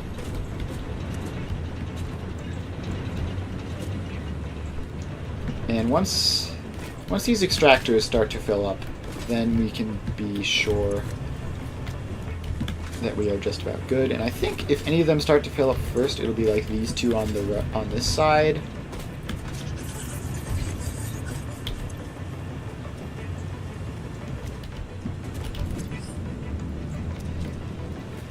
let's say that this is probably going to be good. And we can turn the last machine on and be fine. Alright. Now up to over a gigawatt.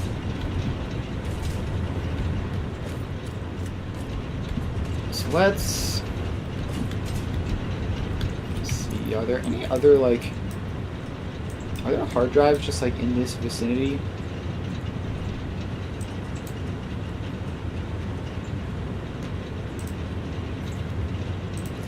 I realized I don't actually know. I don't actually know which ones I've gotten or not in this area. I haven't loaded this particular save game into Satisfactory calculator.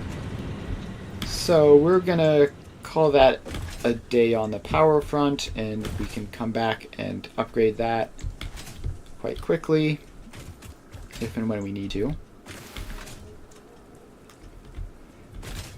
But now we have some time left.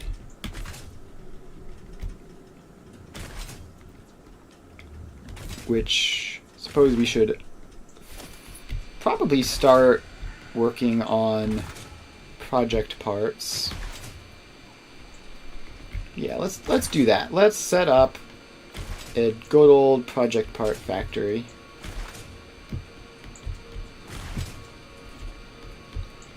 And I don't know what exactly we need. I think the middle one was like required a ton of steel. Smart plating obviously just requires iron.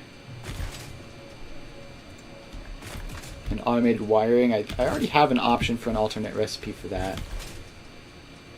Which I don't know whether I'll use it or not.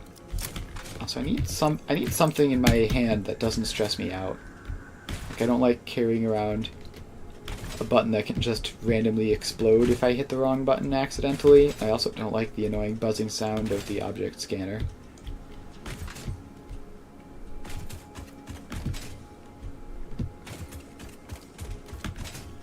Alright, so let's... I guess the next thing we can do, we can unlock more hub upgrades. That's not currently on cooldown.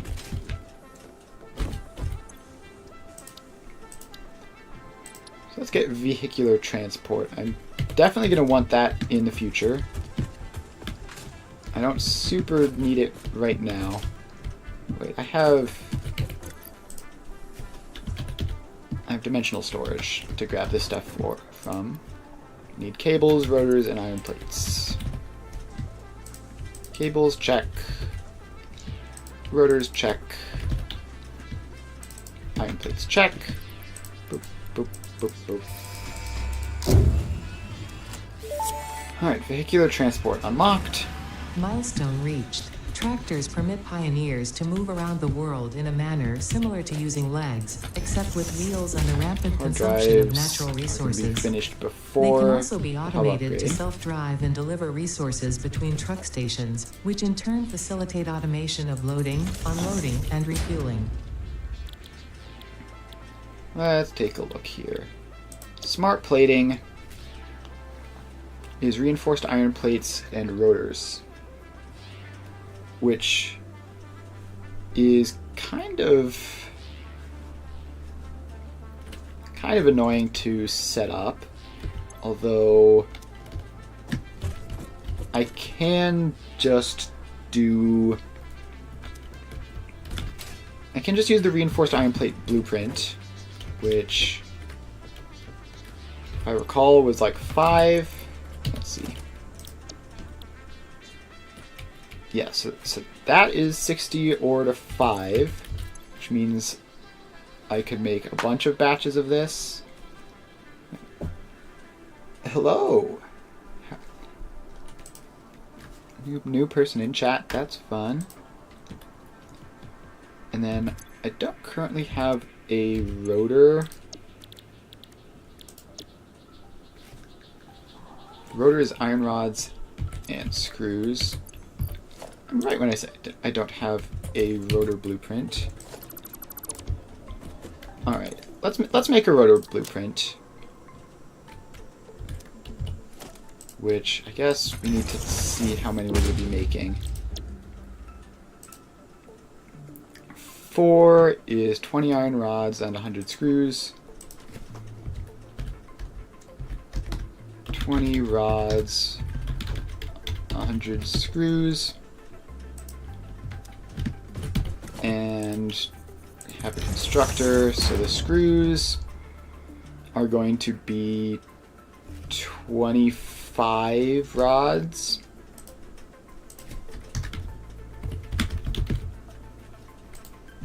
So that's 45 rods total, which is 45 ingots total.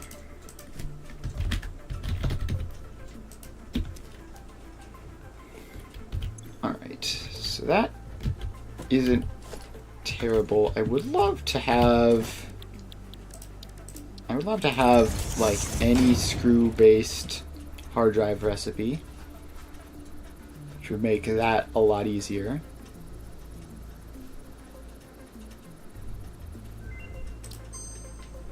Iron alloy and get it fine concrete, both kind of junk. Alright, let's see.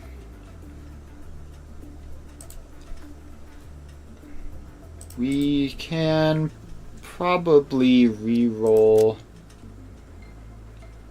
looking for cast iron screws. This isn't great either. Encased industrial pipe is great. I'm not going to rescan that. Automated speed wiring is probably annoying. Steel screws is no good. Wet concrete is great. Alright, we kind of bricked on our rescans. Yeah. Thank you, I guess. I guess having a smooth stream is good. Alright. We can do another hub upgrade while I think. I'm not sure. It might be a bit tricky to fit all of that into one blueprint, is going to be the problem. And let's worry about hub upgrades later. I'm going to work on the rotor blueprint for now. So we need 45 ingots, which means 2 smelters. We need 45 rods, which means 3 constructors. Yeah. Thank you for the follow, Cacao Snow. So we need 2 smelters, 3 constructors of iron rods, 3 constructors of screws. So hang on. 2 smelters, 3 rod constructors, 3 screw constructors, and 1 assembler. So if I make this 3 per minute, that drops rods down to 1 to, so instead of 20 out of 15, then screws 75 would be 2 screw constructors, less than that. So that would save space. I think I can probably fit that, so let's update that. So we need 15 rods, 75 screws, alright, cool. Yep, you're one of those types of people. Cool, goodbye. So then the 75 screws would need... The math is hard. 18.75 rods.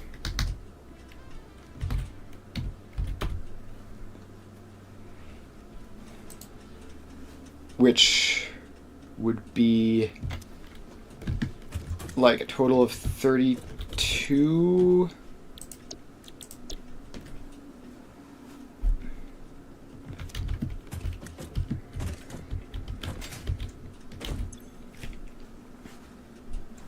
Okay, so 15 plus 18.75 would be 33.75, which would be just barely more than 2 constructors of rods.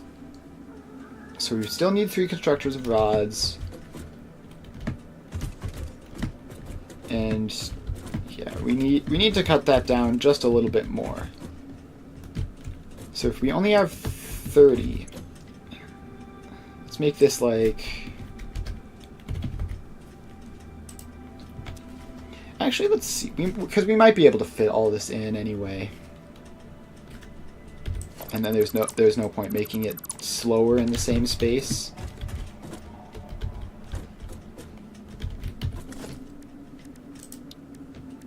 So we start off with some smelters.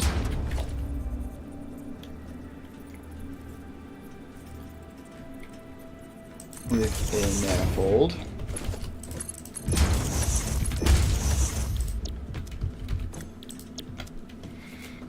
And so that could make up to 45.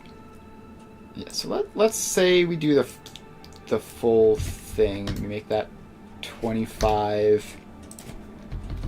Make that 100. And make that 20.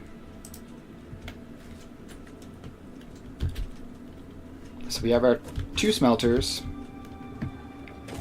Then we need 3 rod constructors, which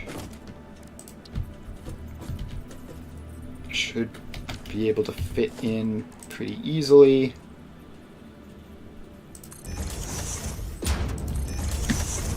Actually, no, this is too close to the back.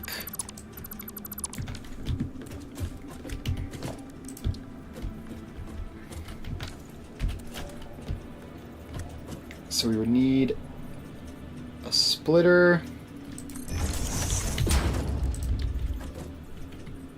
a constructor,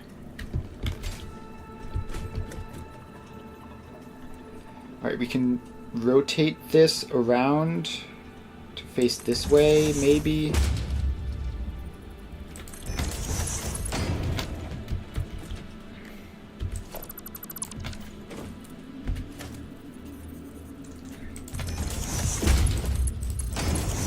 Try like that.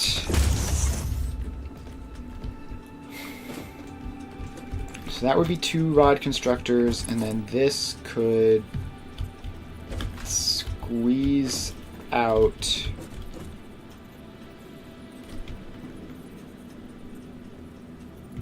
Is there any space on this side? No, there's absolutely none. So then that can squeeze out there and not clip all that meaningfully.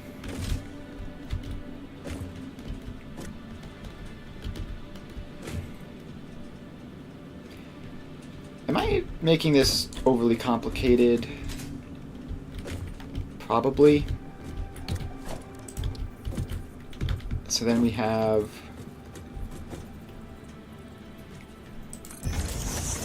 one more of these.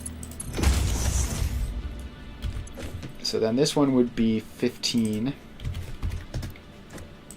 That one would be 45. And these would all be rod constructors.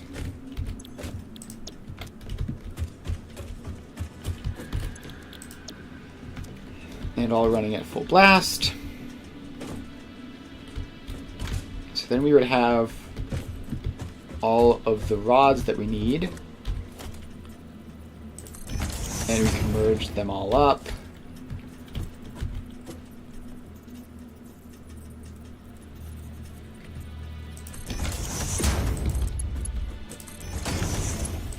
Like that. That. Make sure everything is actually connected to everything.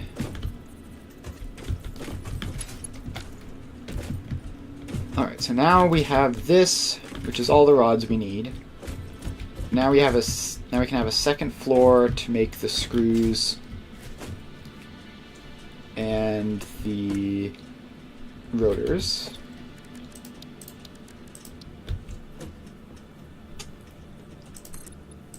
So let's get up there.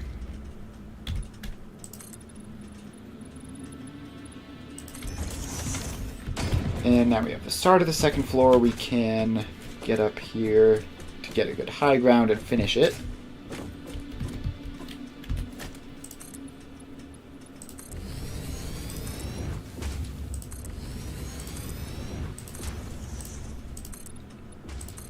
Alright, second floor finished.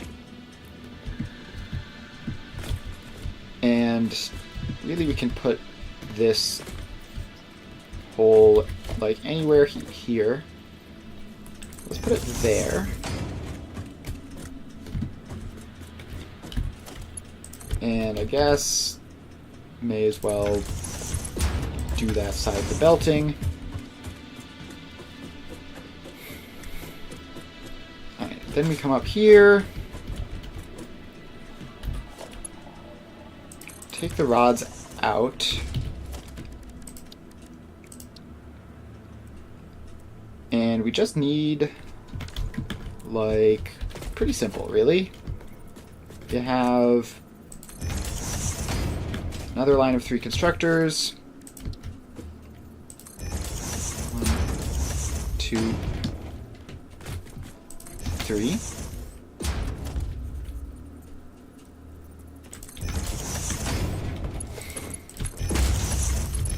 Yep, so all that fits in. And then that fits in. And these all make screws. And actually, this needs to be a splitter, because there's going to be some leftover rods. So now, these will feed these, and this last one will only be 20. And then we have the leftover rods and the screws. And we just need to fit an assembler in. We haven't given ourselves quite enough space here, so let's push these mergers back there. So now we can see a good idea of how far back we can push these constructors.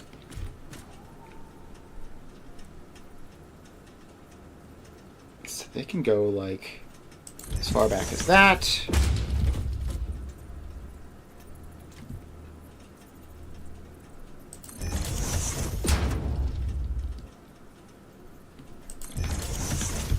And now these can be moved way up this way to be closer to the machines to save space, and we should be able to fit the assembler into this space here.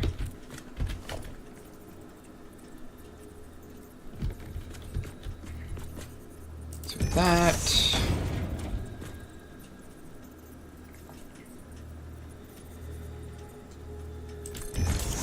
Alright, so these actually have to be facing the right way. There, like there, and like there.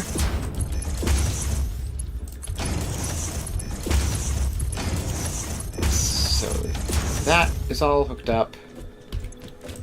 These are all screws.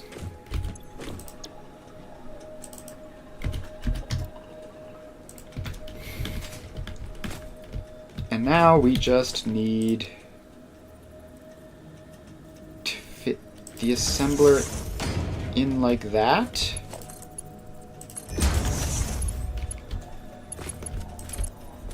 And does this fit? Yes, it does.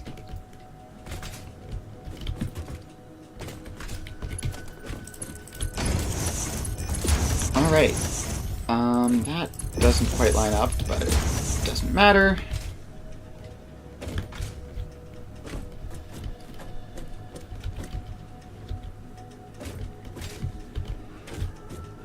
Alright, so now we need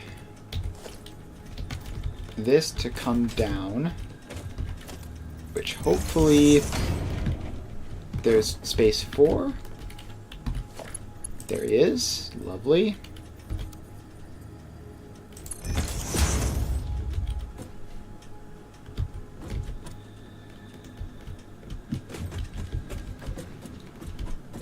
Alright, so now we just need some last attachments, like actually getting this in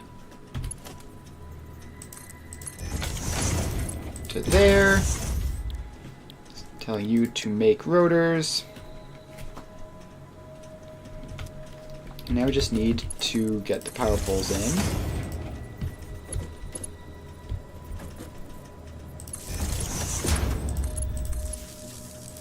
Alright, so now that all those are hooked up, this power can now come down to this floor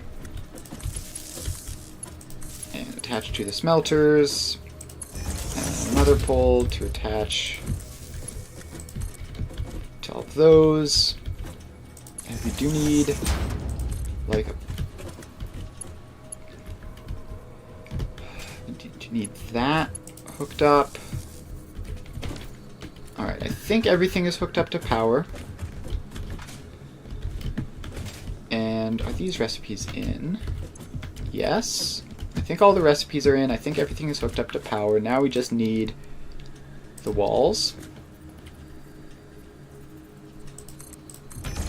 And involved with the walls is going to be getting this splitter lined up slightly better. So if this splitter lines up there, then that doesn't quite work.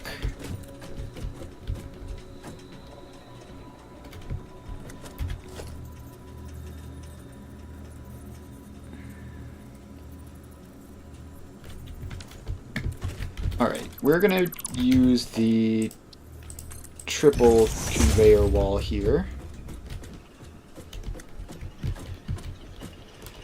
And hopefully that will line up better. No. Maybe the double wall will line up best.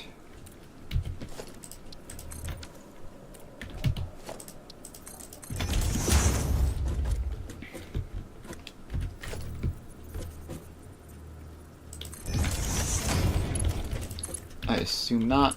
No. I really wish you could change where exactly the holes in the wall were.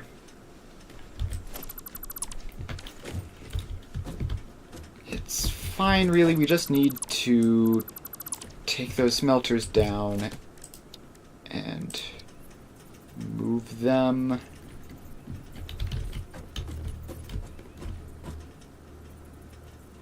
So that is too far to the edge.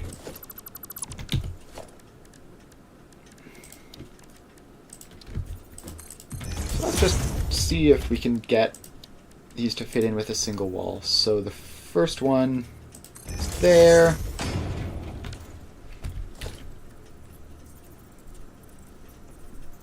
Does that work? No, this is too close.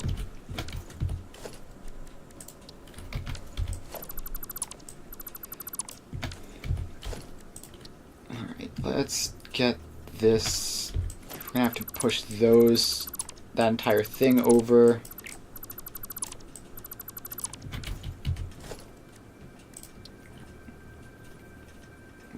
But no, we don't want to waste that much space. Still want these to be relatively close in, like there and there.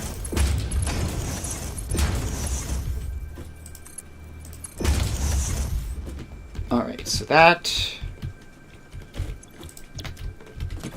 works. Now we need to fit these two constructors back in.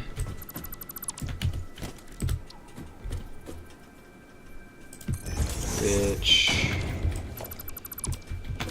where exactly? Right back near the edge. It's lined up to that.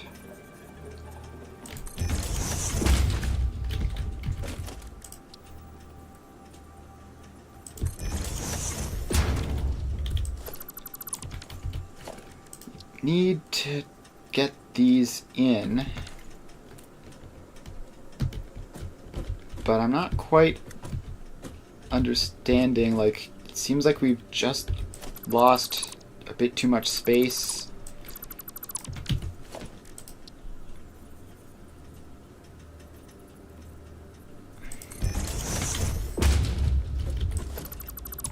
Alright, we need to fit 2 constructors here. This splitter isn't helpful.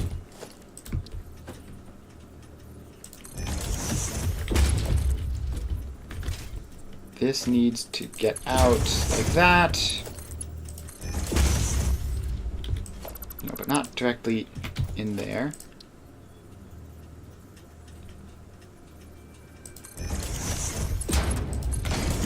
So that feeds into that. Is it all going to be...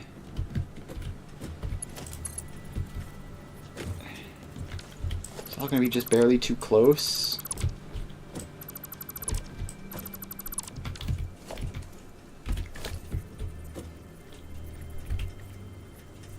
So we need a merger there. Alright, so that can... Alright, I think we've done it.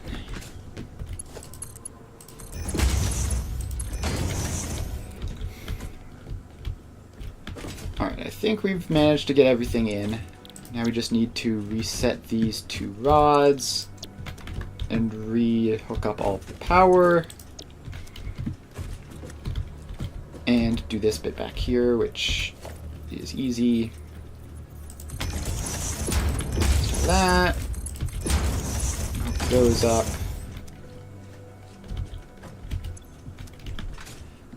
So now we have 45 rods. Going up there. And everything up on the second floor is fine, of course. See, I need to make sure to work around the inputs and outputs and not try to fit everything in after the fact. Definitely makes it a lot more complicated. Alright, so now we just need to hook up all of these power lines to all of the machines.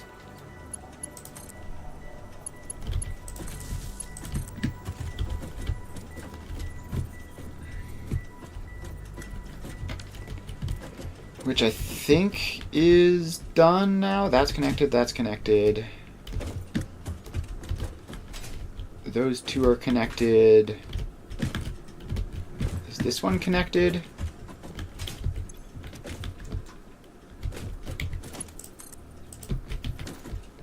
Yes. Alright. So I think that this is done. So now all we need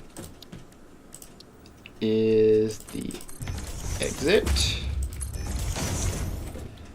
which worked perfectly on the first try for some reason.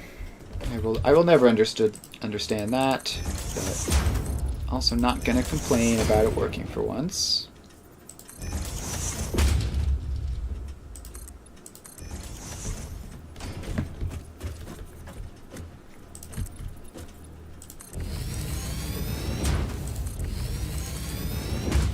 Now we can seal it up.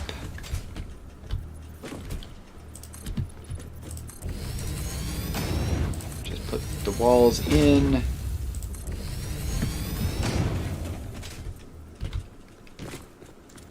And we're going to need an entrance here.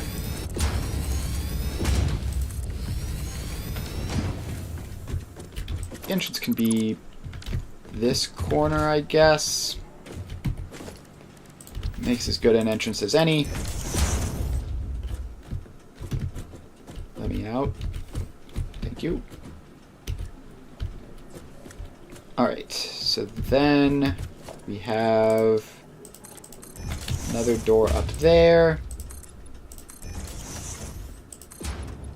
And a whole bunch of walls. They don't need to go that high up though, do they? I don't think I need to use the entire Blueprint Designer's max height for this.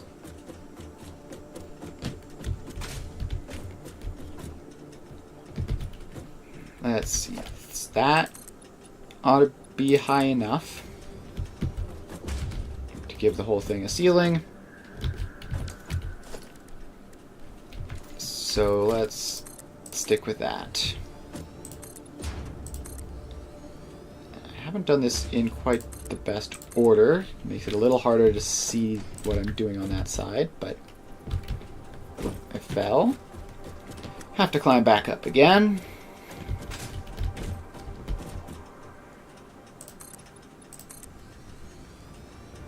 Alright. Now we just make that wall.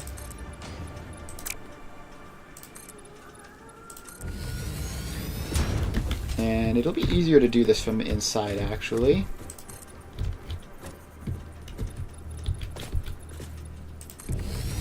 So we just bring these walls all the way around.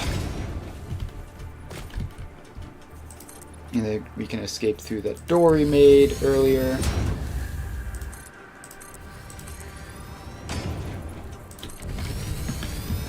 And we might have to slightly adjust the positioning of the bottom power pole so that we can actually see it from the outside.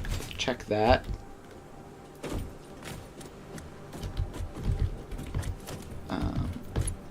Alright, yeah, there are power poles visible from the outside.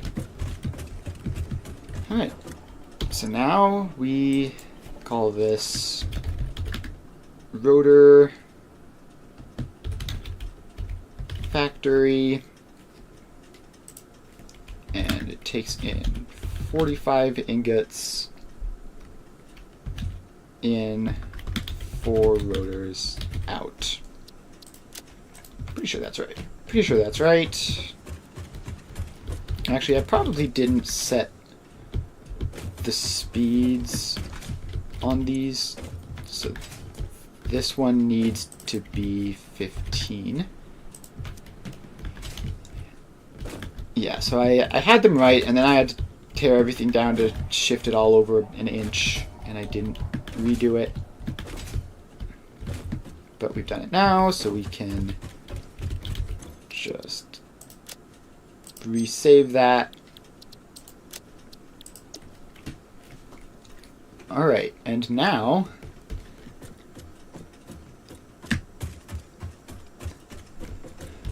we just need to combine 2 blueprints, rotor and reinforced iron plates, and 105 ore. Oh, I named it. I said ingots. It's not ingots. 45 iron ore in.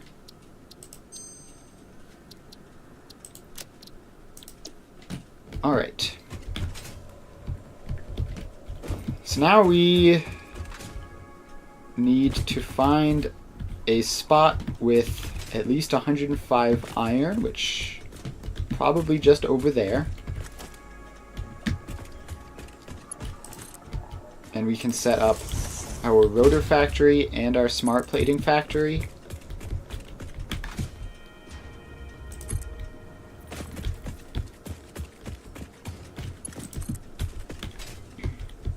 Which the smart plating will probably have to use.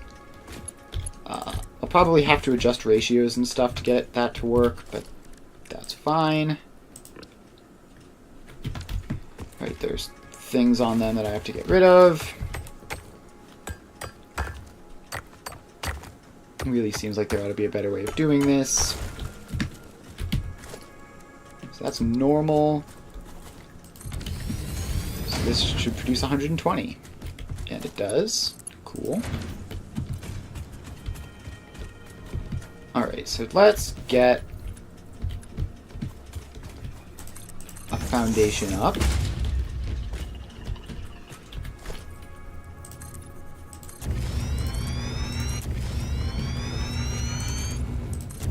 And get some space.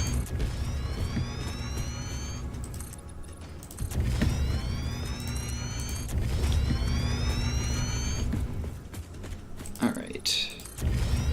We are annoyingly not quite higher than this little dune over here. But that's fine ultimately. We have enough space over this way anyway.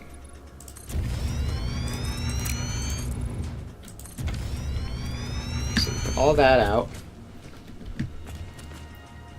Then we... First off, we need more concrete. Makes sense. I've been using that stuff like crazy. I might have not emptied out the blueprint designer storage.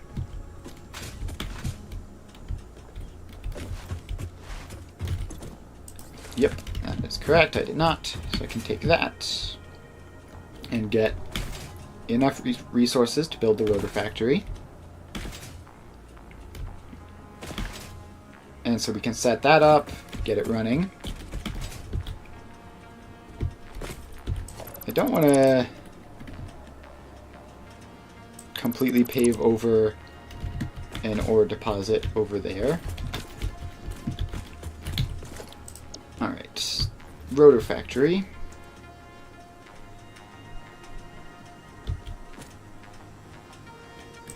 So we can get that in. And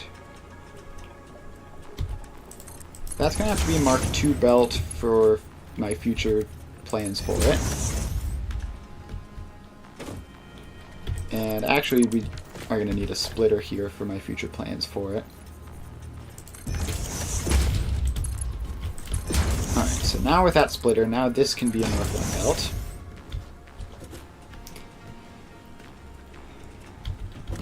And we need to peek in here, grab a power line out of it, and hook her up.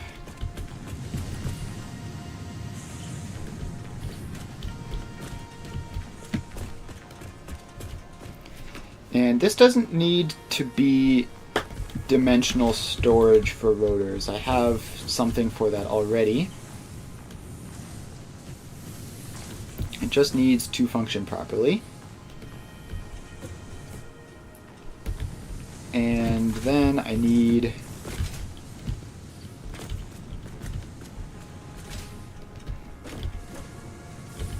another blueprint over here, which is annoying. Can we fit it back this way? Yeah, probably. Alright, reinforced iron plate factory. Yeah, we need a lot of concrete for these fully enclosed blueprints, as it turns out. Let me hop back and grab that real quick.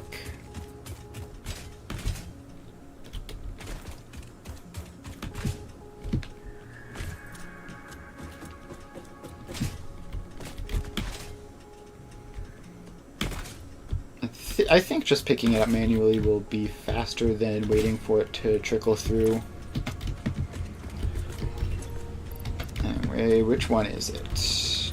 This one. Let's grab a couple stacks of that.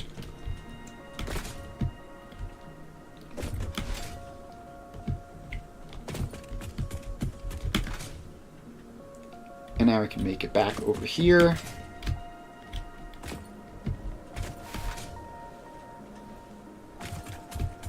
Where we need a ladder for this to be accessible from the side. And let's see, I think we will put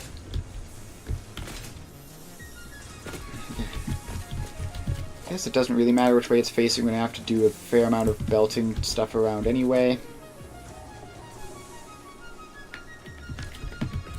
Give me a lookout tower so I can see better.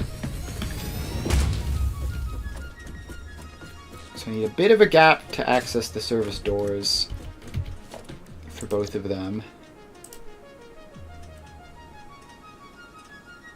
Alright, so that's the service doors for that one.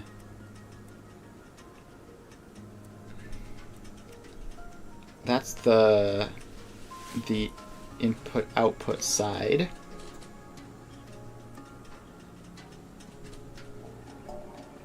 I don't know. That should be enough of a gap. I lock that hologram to just see. So then the doors are there. The I/O is in that tiny little gap. I don't like that at all.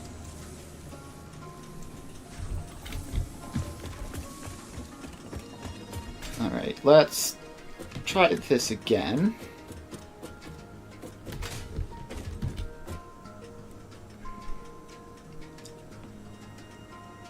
Alright, let's try putting it there. That's probably fine.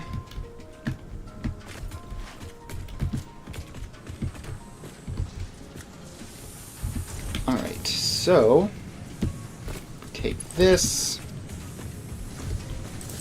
and we belt it around there and into that.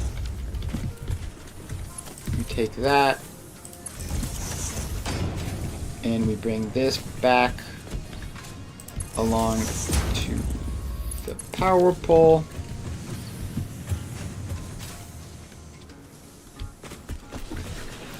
And now we take both of these outputs and we feed them into a smart plating assembler and we are done.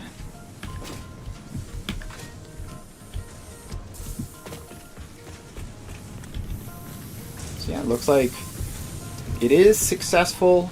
It gets all the way through the production line and produces rotors, which is a good baseline level of success. You know, it makes the thing you want it to make.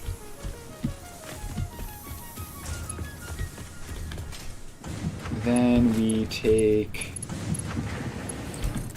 this around this way. And what are you doing? Give some space for the door.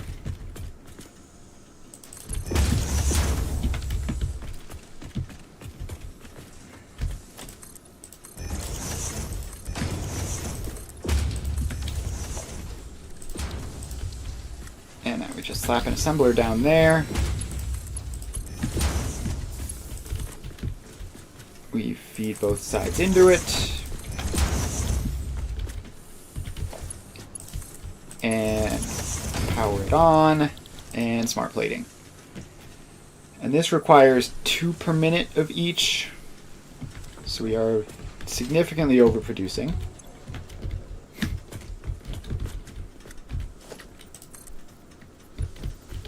But that's fine. We can fix it at some point. We'll run in there and tweak the numbers. Although I don't want to do that until I've confirmed that like the baseline version works for the rotors. Like I need to know that the rotors is capable of producing 4 a minute for future purposes. I know the reinforced iron plate works, unless there are some edits that I forgot to make, but I don't think that's the case.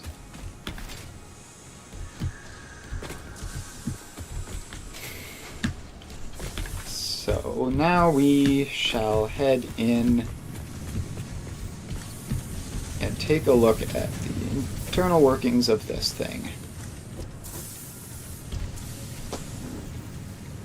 So let's see here. the input is coming here, which is balanced perfectly.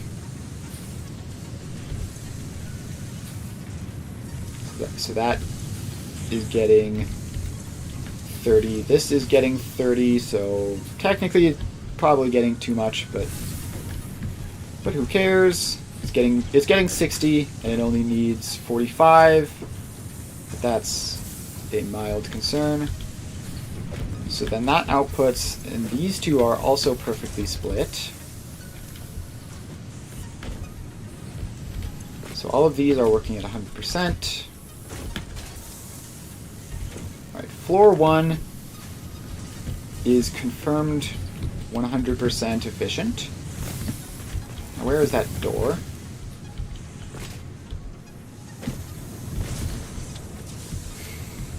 Alright, now we need to get up to floor 2.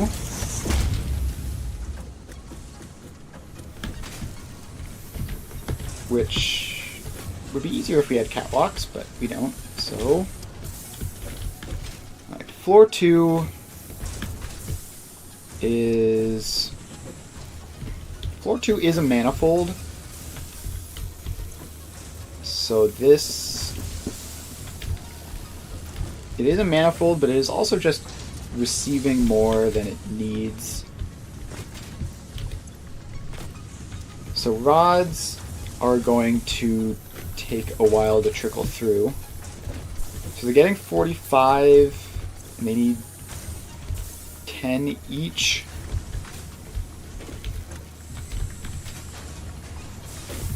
So if they're getting 45, then this would be getting like 22 and a half. This would be getting like, I don't know. Let's take some stacks of rods and do some balancing.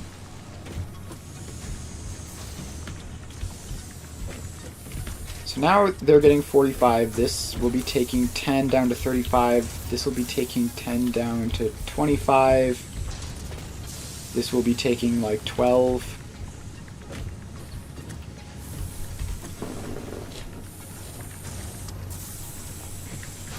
I don't know.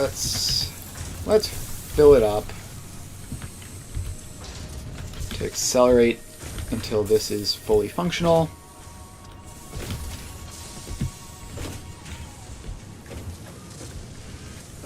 And so this will only be getting 12.5. So it should be greater than 50% eventually.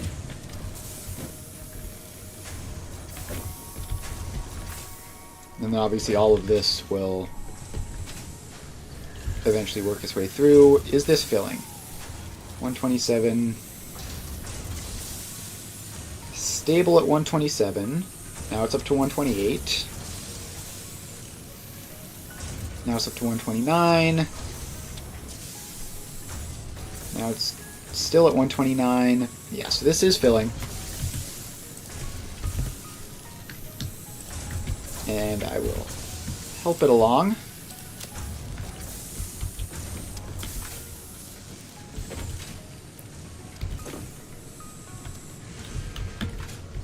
So I really want to test whether this works at full capacity. And obviously the next thing I'm going to do is reduce it to half, but for the purposes of testing this for future rods, or future rotor production, I need to know if it works.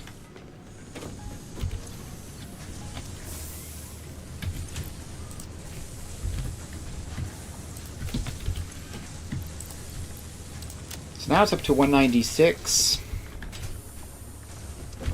And at 196 it should fill any minute. It's up to 198.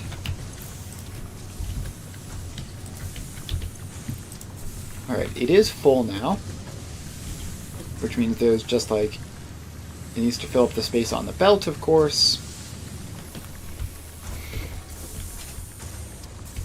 And then we'll be able to see whether this climbs to 100%.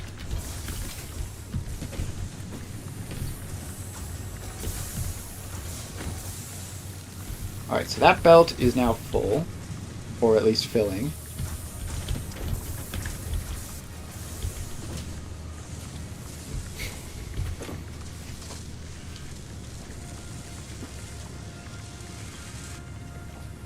And that is still not going at 100%.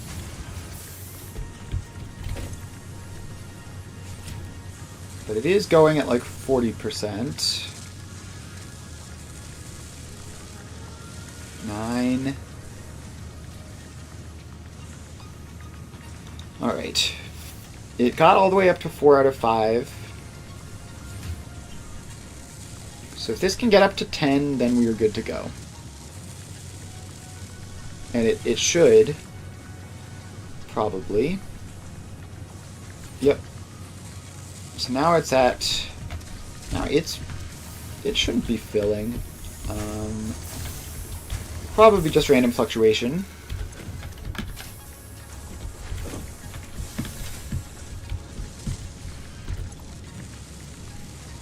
But it does appear that it is up to 100%.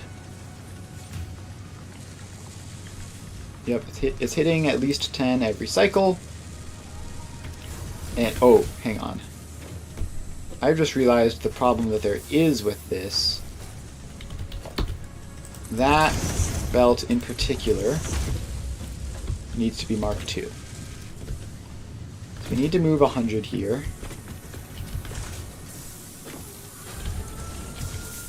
So that needs to be Mark II as well. That doesn't need to be Mark II. Alright, so now we are providing it with enough screws. As a quick fix. So now we're going to have to head back to the blueprint designer and fix that in the blueprint version, but this is almost certainly 100% functional.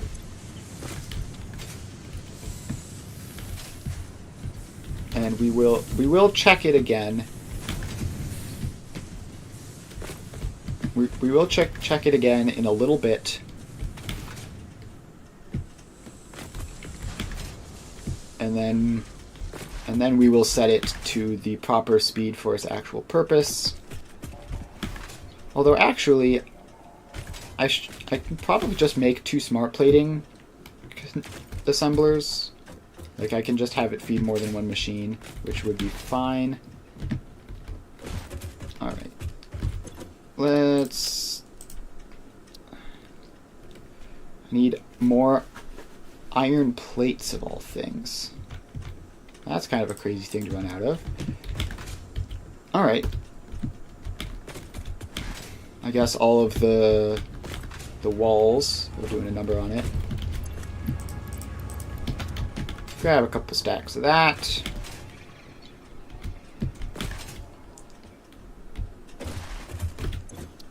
And load rotor factory.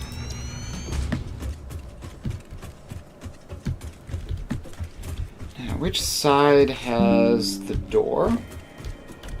This side. Alright, we're gonna have to get in there. Which might not be so trivial.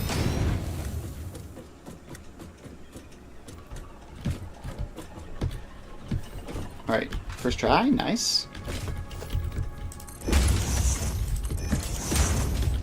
Give me some Mark II belts.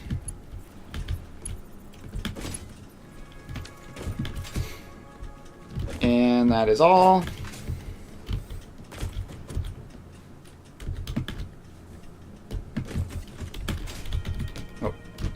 I just jumped over the thing I was trying to head to. And overwrite. And clear. And pick up the resources.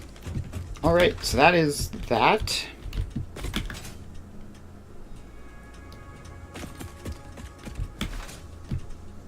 Now let's head over here and investigate how well this is working. So this is getting 2 of each and it is working at 100%. So I can set that down, take these last little bits apart, and do a fun, please line up, do a fun little manifold. Why, how did it jostle out of the way at the last minute twice in a row? Alright, so we have that, check.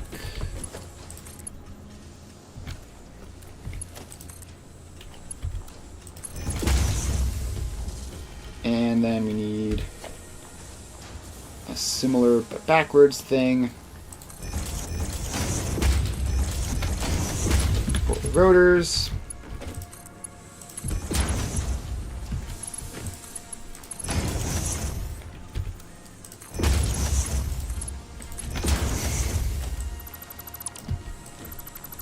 And then we power that up and merge it in.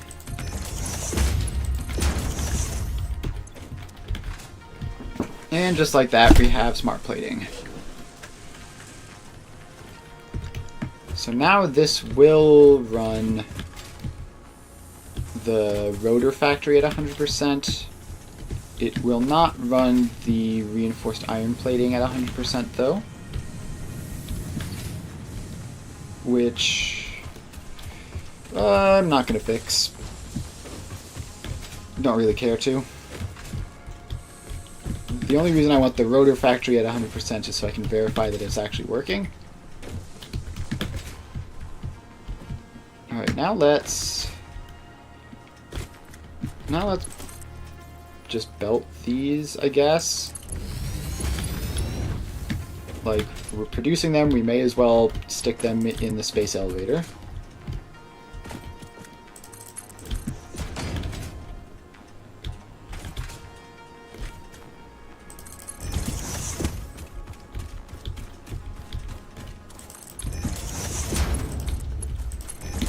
Alright, so that will, after a very long amount of time, eventually finish the smart plating quota for the space elevator, so that's cool.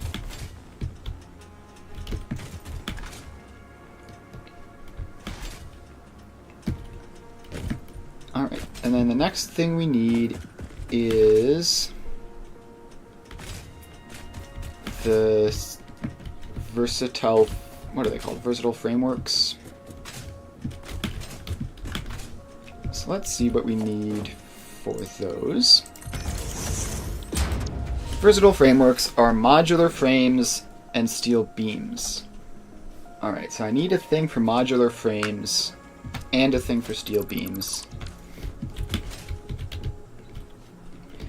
Steel beams can be an internal thing. Modular frames are definitely going to need their own thing. So let's see. Modular frames are reinforced iron plates and iron rods. So I could take the reinforced iron plates from a reinforced iron plate factory, but I have a better idea. So if I just load this blueprint,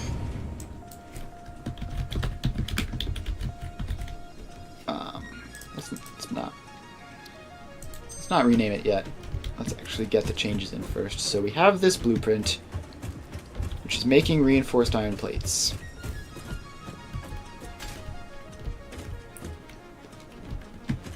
Alright, we need to get up there, which means hopping in from an observation tower.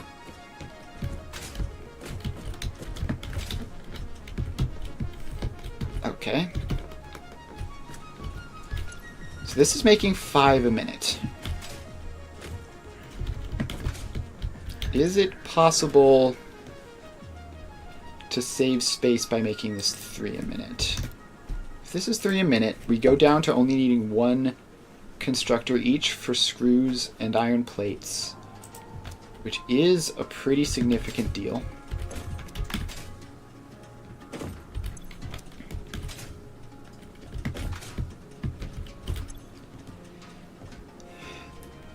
And then we can take some of the spare rods.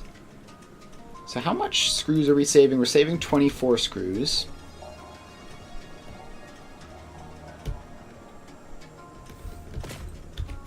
We're saving 24 screws. If we hop down here and take a look,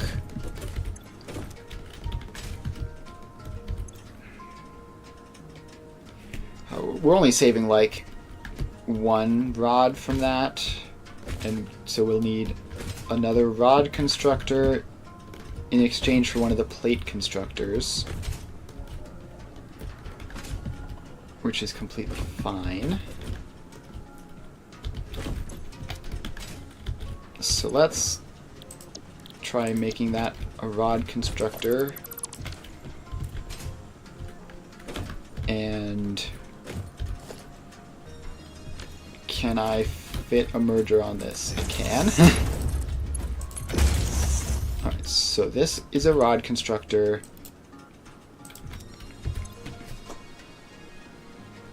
So now I have 30 rods total to work with, and I don't need 30.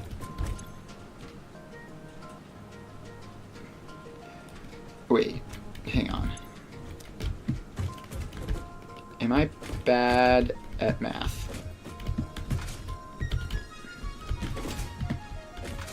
So with 5... I need to go get out and check the final result again to know how much of everything I need. And I should just write it down. I messed up the entrance. These second floor entrances are not ideal by any means.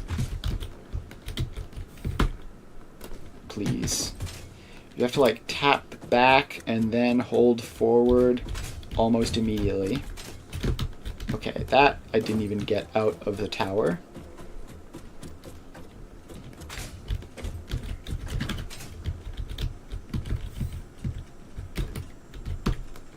Alright, we're in.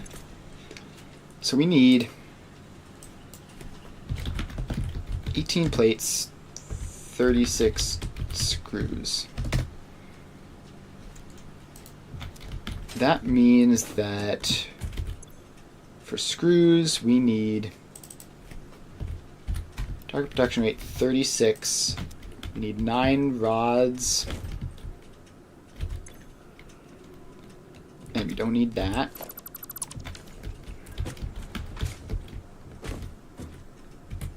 So we need 21 rods total, because 9 for the screws plus the 12 that I just happen to remember being for the modular frames.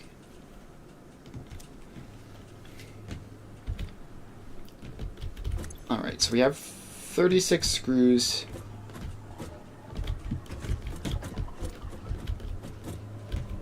Alright, so this is where the rods come up. We need to save a ton of space on this floor, I think. So we put that constructor back there. And line it up with this splitter.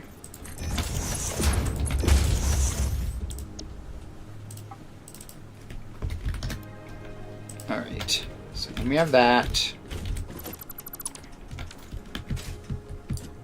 And then that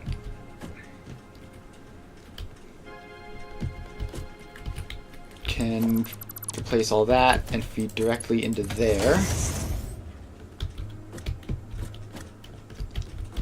But we don't actually want it to, because that's feeding to the output. So we can take that and move it back this way.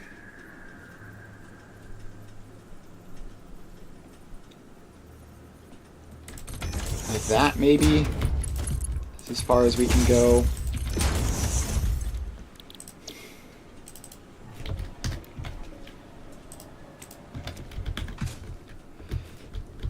So that is 3 reinforced iron plates. Now we have this room over here for the actual modular frame assembler, which I guess it's going to be very tight, of course. Modular frame assembler.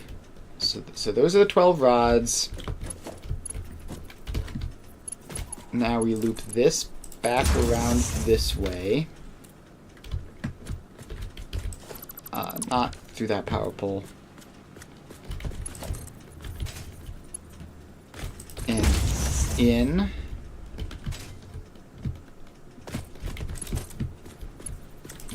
And then that loops into the output. And I think this floor is, I think we're done pretty much. So we need to hook the power up.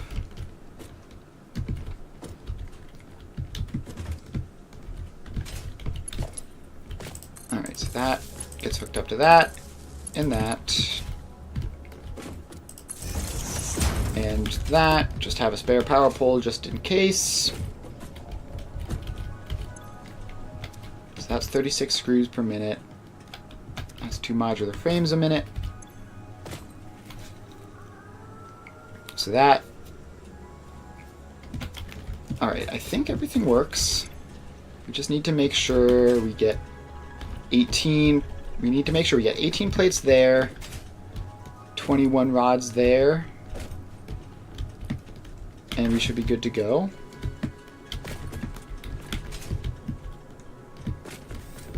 Alright. So, we have this constructor, which is going to be making 18 plates a minute. And then we have these 2 constructors, which are making 21 rods total, so let's have them do equal shares of 10.5 each. And so that means we need a total of 21 ingots for that, and another 27 ingots for that. So we need 48 ingots, which means these are set to 24 each.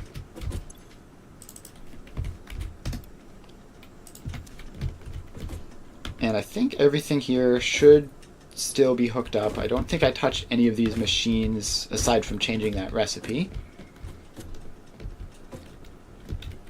And so this is 48 ore in. That doesn't feel right, but I guess I'm producing a lot less reinforced plates. So it's 48 ore in, 2 modular frames out. Modular frames. 48 iron ore to 2 modular frames.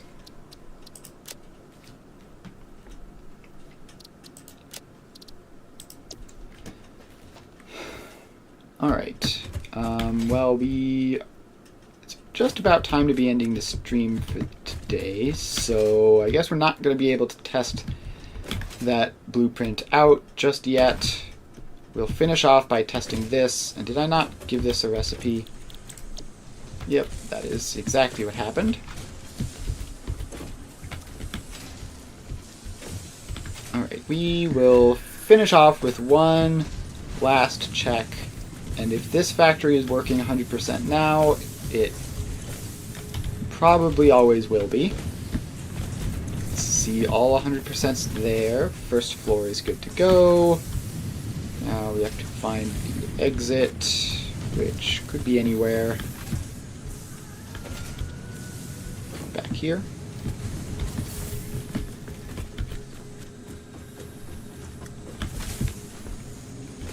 And this is the final production step, and it's at 100%. Cool. And all of these are still full. Alright. We have a confirmed rotor blueprint, an unconfirmed modular frame blueprint, and we also have smart plating production heading into the space elevator.